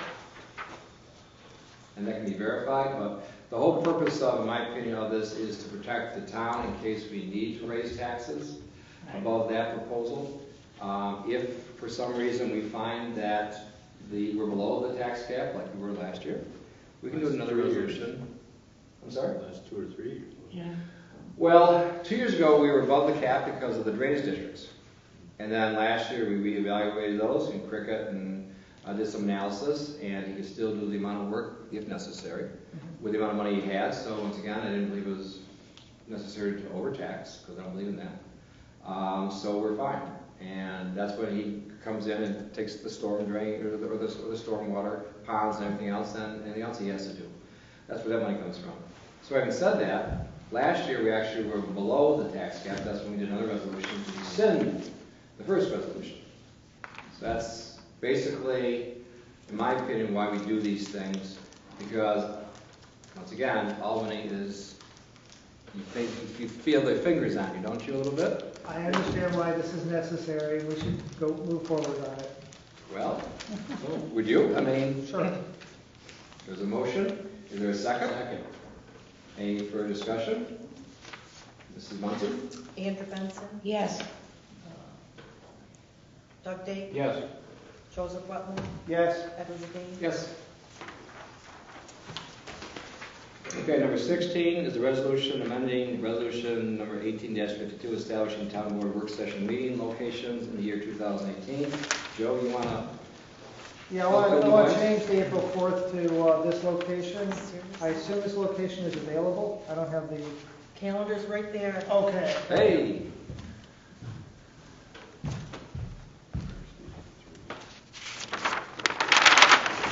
I thought they said was okay. I believe what your concern is the audiovisual is better here than it is at the fire hall. The last thing is WASB at 1 o'clock, Water and Supervisory Board. and it says town board at 6:30 here already. Well, I put all the town boards on there at the beginning of the year when I thought that's. Okay, so we've already reserved it, so we're all set. Now, there's other, Are there other ones? Yes, there's other ones because of, Yeah, I don't have it in front of me, I'm still turning pages. It's on page 8. Thank you. So April 4th is going to be Here. 29 Auburn Road, okay?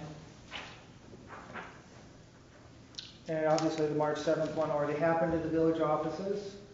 And then May 2nd at Fire Station 4, June. We changed 2 of these, and I think... Changed, I believe in May you changed, and I think the other one was maybe October. Yeah, okay. so, I went by the email or whatever that I saw from you. yeah, and the only change I'm saying is the April 4th would be then here in the town hall. Okay. Do people in the audience need me to read these dates? No, Okay.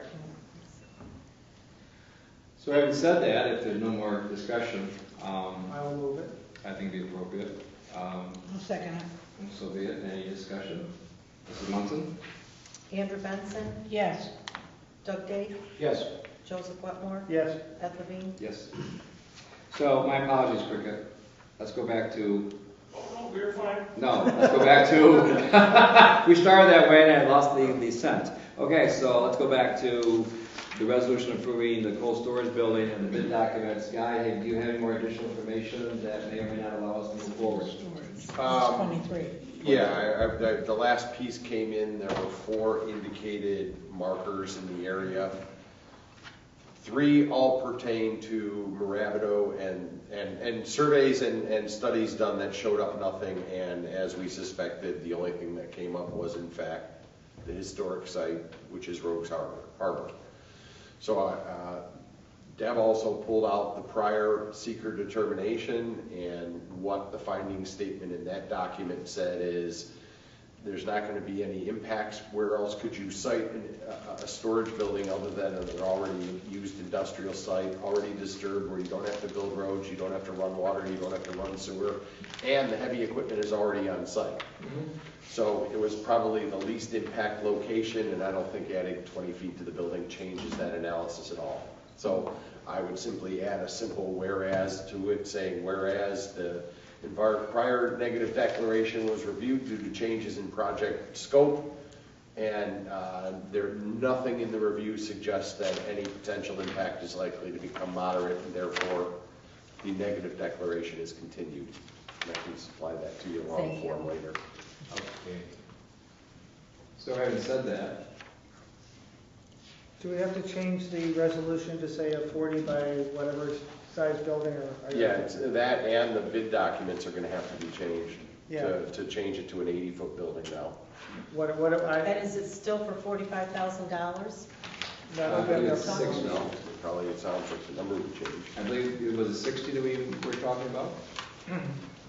I don't remember.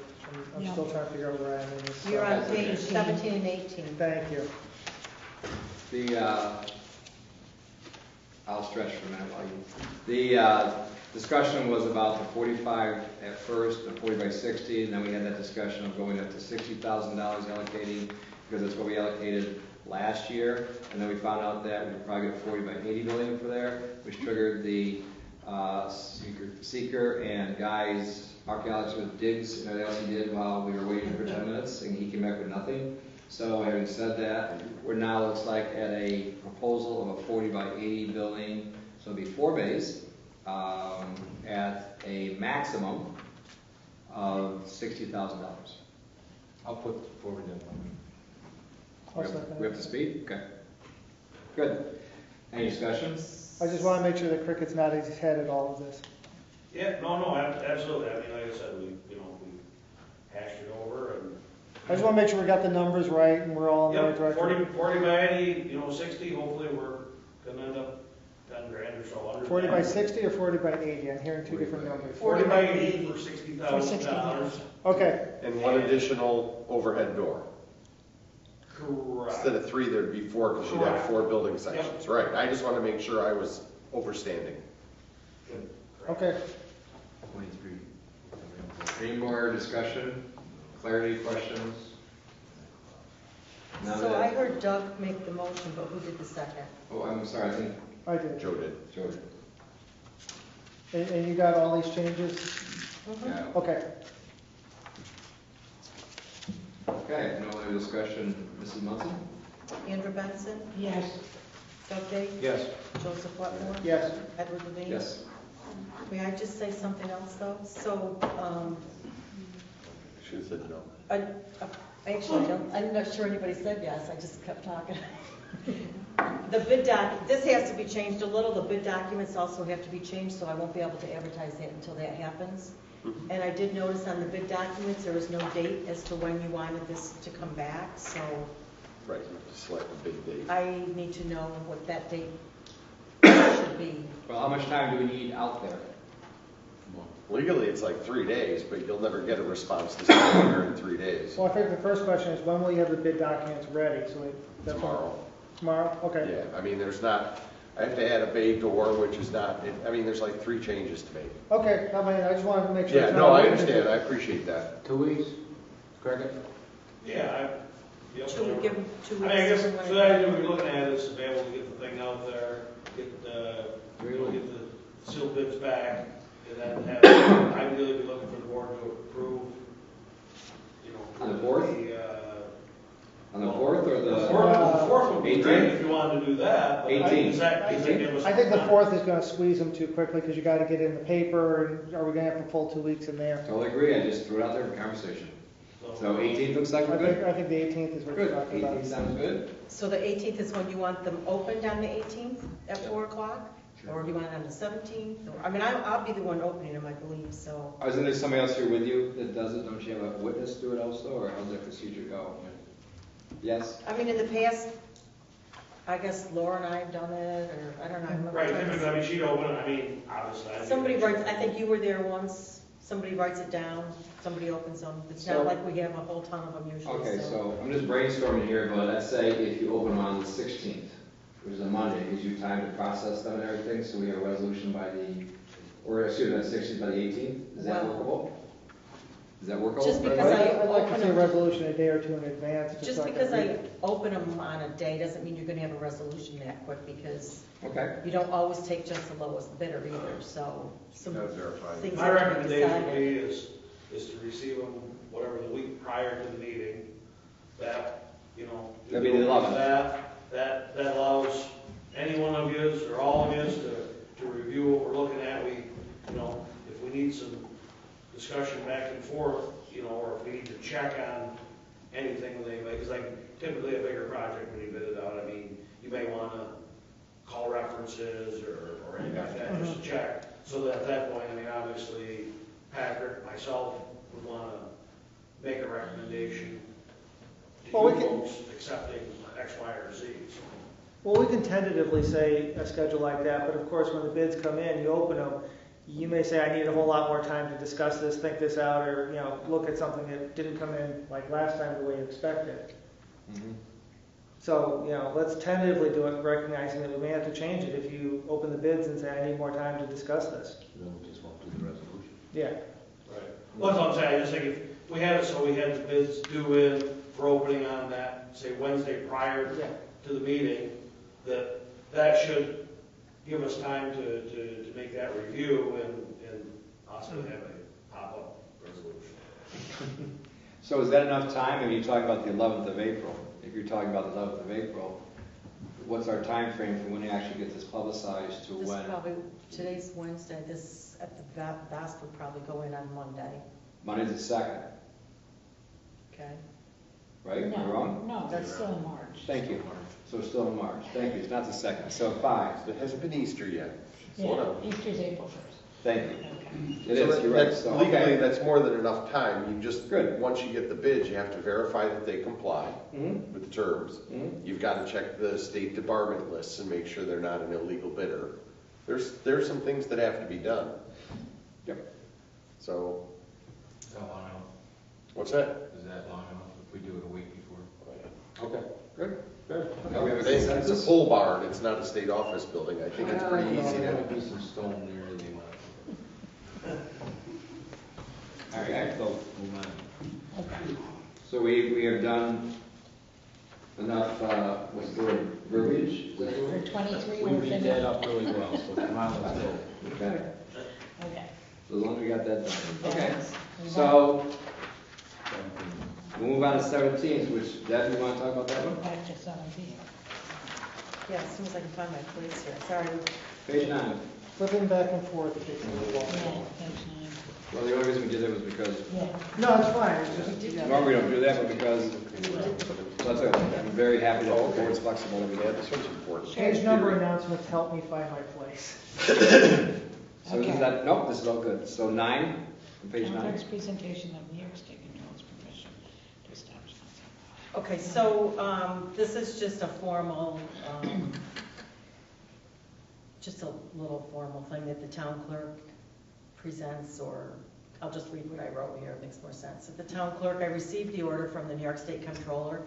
This is for Water District Extension 4 down Drake Road, giving the town of Lansing permission to establish the Consolidated Water District Extension number 4. The order was filed in the town clerk's office on March 1st of 2018, and per town law section 209-F4, the town clerk is officially presenting this to the town board, presenting the permission from the state comptroller. Oh, thank you. You're welcome. 18. So for clarity, this is Drake Road. Yes. Okay.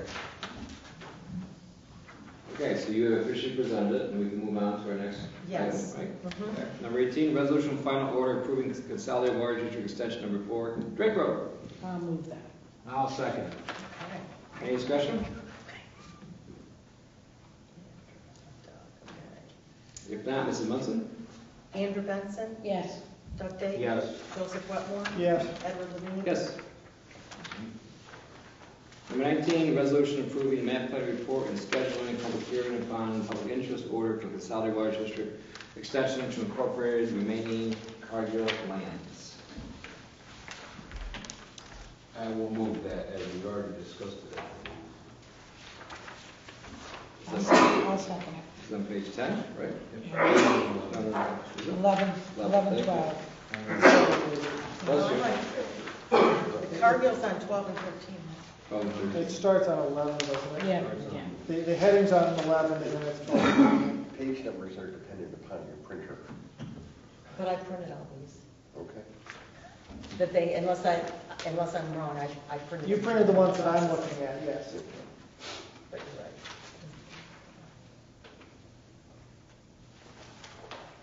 And there is a time on here of 6:37, it's on page 13, number 8, 6:37 p.m. on April 18th, Lansing Town Hall.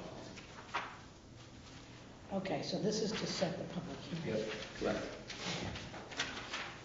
Guy, you want to add anything to this? No, I mean, it's about as generic as you can get. The land is already in the parcel's already in the consolidated water district, and they have the right to hook up. You're just filling in the holes in the map and extending the district over the balance of the land. Same thing we did for, Asbury Hills, same thing we want to do in the town center, same thing we did for Burnt Landowners years ago, Cuba Orchards. This is pretty stock standard stuff. We're going to have the same conversation in number 20. Yeah. Getting the town Okay. center land. Okay. Okay. Any, no further comments? Somebody want to make a motion? Well, I got a question. Oh, sorry. We I've did. got Doug is the motion and Andrew is the My second. mistake. So Joe, you have a question? Yeah, page 12, I'm trying to read through number 2 there. The rest of the town and the consolidated water district will be $0 as all expenses will be paid. Isn't there a word missing there somewhere? All expenses and Yeah, it'd be the cost to. Costs. The cost to Of the improvement? the town and CWD will be 0. Okay.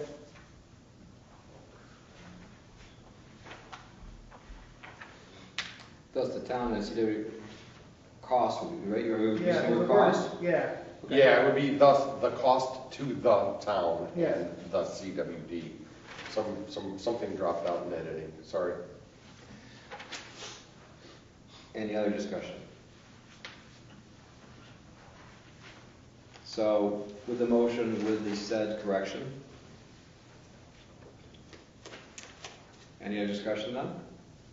If not, Mrs. Munson? Andrew Benson, Yes. Doug Day, Yes. Joseph Wetmore? yes. Edward Levine? Yes. Number 20. Which will be,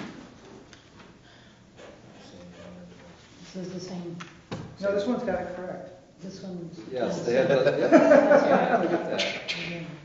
I'll move number 20 now. Okay, this will be at 6:39, April 18th this year, at Lansing Town Hall, okay? So Andrea moved up. I'll second Any discussion? If not, Mrs. Munson? Andrew Benson, Yes. Doug Day, Yes. Joseph Wetmore? Yes. Edward Levine? Yes. Number 24, approve audit and budget modifications.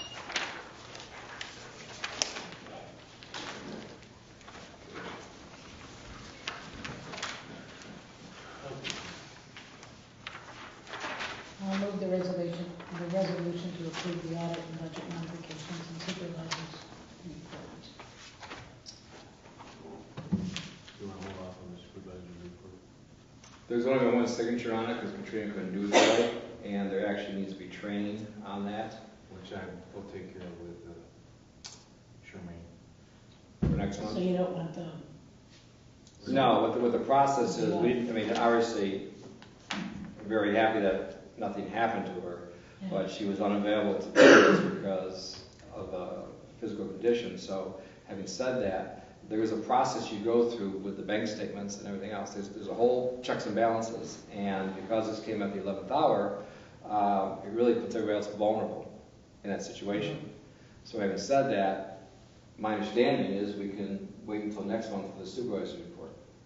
What's your choice? Exactly. I mean, this was emergency. Realistically. It was emergency, it wasn't because of that. What this does, though, is bring me to the point that perhaps Doug will, perhaps other people can now be, so we can mitigate this in the future, so there are other people here, because if only 2 of us do it and somebody's on vacation, what do you do? If somebody does it, or God forbid, there's bad things happen. So that I'll just leave it as a plant a seed, okay? I'll just change it to say the supervisor's report was not reviewed, but it will be reviewed by the next meeting or something to the Yep. effect. And then the next month, I'll put it in there that this Yep. month's report was reviewed. Okay. All right. Okay, so Andrew's So the making that. resolution is to approve the audit and budget modifications. Right. Yes. Okay. Do you have a second? Sure. Any discussion? This is on the vouchers that we're going over. Yes. I did have a question about one of them that I wanted to discuss. Okay. And I sent that out by email. And I'm trying to understand, we've got 2 people videoing, and we're paying one of them. And I'm understanding why the town is expending taxpayer money to get a videotape of this when the town can get the videotape at no cost. And what's the added value to paying someone to do it when Ted's been doing it for years and has given the town copies whenever they've asked? Anybody want to address that? I will not. Chris does it for the school. Chris also does it objectively. Nothing against Ted, but Ted also uses this for on the Democratic's website, for on the Facebook. So having said that, I was looking for somebody who does it objectively. And yes, transparency costs money, but I think it would be appropriate to have a nonpartisan person do this, and that's the reason why. Okay. I don't like spending the money. Just like I don't like spending more money on a comp plan, I don't like spending more money on a truck. But it's necessary, in my opinion, to do that. And like I said, I like Ted personally. I respect him. We don't agree on some things. We agree on most things, actually. But having said that, it wasn't a personal decision. It just that the perception going forward is that we need to have something that's objective. And if the school district thinks Chris is appropriate, I think also. One of the things that was brought up at the end of the day is perhaps we can reach out to the school and do a bundle type of thing, contract. Maybe he does a mutual contract. And maybe we can tap the brakes a little bit on that and see how that goes. But that's something we'll have to discuss with the school and with Chris and everybody else. But in the meantime... I'm an employee of the school. Okay. All right. I'm not trying to put you on the spot, I'm just trying to understand this. No, it could be Betty Smith, it could be Frank Jones, doesn't matter. It's not about Chris. But that's the reason why I wanted to have someone who does this all the time to do that. That's, Well, we have somebody who does that all the time. okay, let me rephrase that, but you gave my reason. Okay? Yeah. So having said that, any other discussion? If not, Mrs. Munson? Andrew Fenson, Yes. Doug Day, Yes. Joseph Wetmore, Yes. Edward Levine. Yes. Board member reports? Bless you. I already gave mine, so. Joe? I've been working on the presentation for the comprehensive plan. I have a draft that I've been circulating among several people, getting feedback. I'm going to try to cut it back in time because it's longer than the half hour I was shooting for, and I'm trying to consolidate. There's a lot to put in, and I'm trying to... Is there any way you can put that on the website so we can all look at it? I can circulate it around. I don't want to put it on the website per se, but yeah, let me do the next set of cuts and then let me circulate it throughout the board. Because there was I'd like to look at it too. Yeah. There was an opportunity for questions and answers from the public. Do you think they should have enough time to look at it also on the website? Once I get it done, yeah. I'm talking about, I'm still editing and trying to work things through and all that. So I don't want to put a working draft up. I want to put the final draft up on the website, and putting it up in advance would be fine. Perfect. Okay. Doug? Unfortunately, I have nothing, except I want to thank the library and Yeah. Kyle, my son Kyle is asked to come here on behalf of the library to talk about his wrestling career and what he's doing next and what books he read and what kind of nerd he is, which he is a nerd. Of all my kids, he's the biggest nerd. But anyway, well, all three of them. But I just wanted to thank the library for that. I asked them to do that about 2 years ago. I appreciate that. I'm glad that we got it done. Yes. Okay, well, that's good, but thank you. As usual, lots of things going on. One of the things we talked about earlier, when Mr. Huff, I believe his name was, is it Tacky Huff, who contacted me, and one of the things I told him about is that you can agree to disagree, but you can't be personal about when you're involved in a large group, and you have to, I believe in a bigger power and work for the greater good. And once I said this before, I'd rather get 80% of something than 100% of nothing. And compromise, I think, is a sign of maturity. It is not a form of giving up, it's a form of widening your lens. And I hope that the trend continues to widen the lens so it's for the greater good of everyone. That to me is important. This is why I'm such an advocate of the highway department and the rec department and anybody else it touches, because it touches everybody. That's all good. And when people have suggestions, like giving presentations for comp plans, I listen to them with open mind. Maybe something is there that I don't know about, because I have a lot to learn also. I try to be a better supervisor by listening to everybody. And listening is very hard to do when you're the lead dog.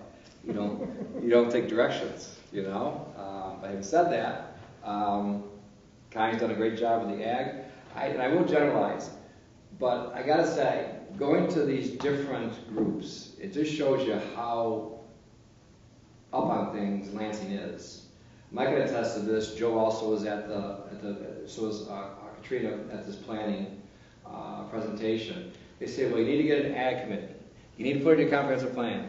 You need to have right to farm. You need to have, and I'm just quietly going, check, check, check, check, check. And you see it on the websites. You know, you guys are working on the websites. I think you're going to come up with some greater ideas, which is good. But people give me feedback from other towns. They said, oh my God, you got consultants for this? This is wonderful. But we're always trying to do better. Just like the rec department's always trying to do better. It's like the highway department. How do we tweak it? How do we make it better? How do we do this? How do we do that? So having said that, I think Lansing has a lot of passionate people.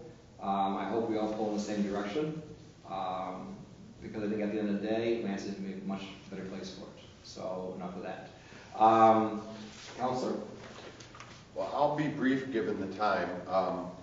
They still haven't issued any of the solid waste regulations updates, so I have nothing to report on that. The amendment to alternative energy and tax reductions, the current read of that change in statute means we don't have to re-elect whether to opt out of taxation or tax exemptions for solar and wind. But obviously with a new solar and wind law somewhere in the offing, that issue is going to come back up as a policy issue for the town. So there's some stuff other than just solar and wind and farm processing materials that can generate energy that's in there now. There's a lot of different pieces that are in there. As you saw, there's, this is Consolidated Water District 4 and 2 extensions. There's also a 3 and a 5 in the works. So there's a lot of this stuff going on.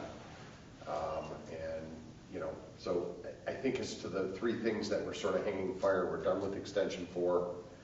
We don't have any solid waste issues to worry about, and we don't have to make an election until we do our wind and solar local law, which hopefully will be after the comprehensive plan, so we have some guidance as to where we might want to put that stuff. But that's another issue for another day.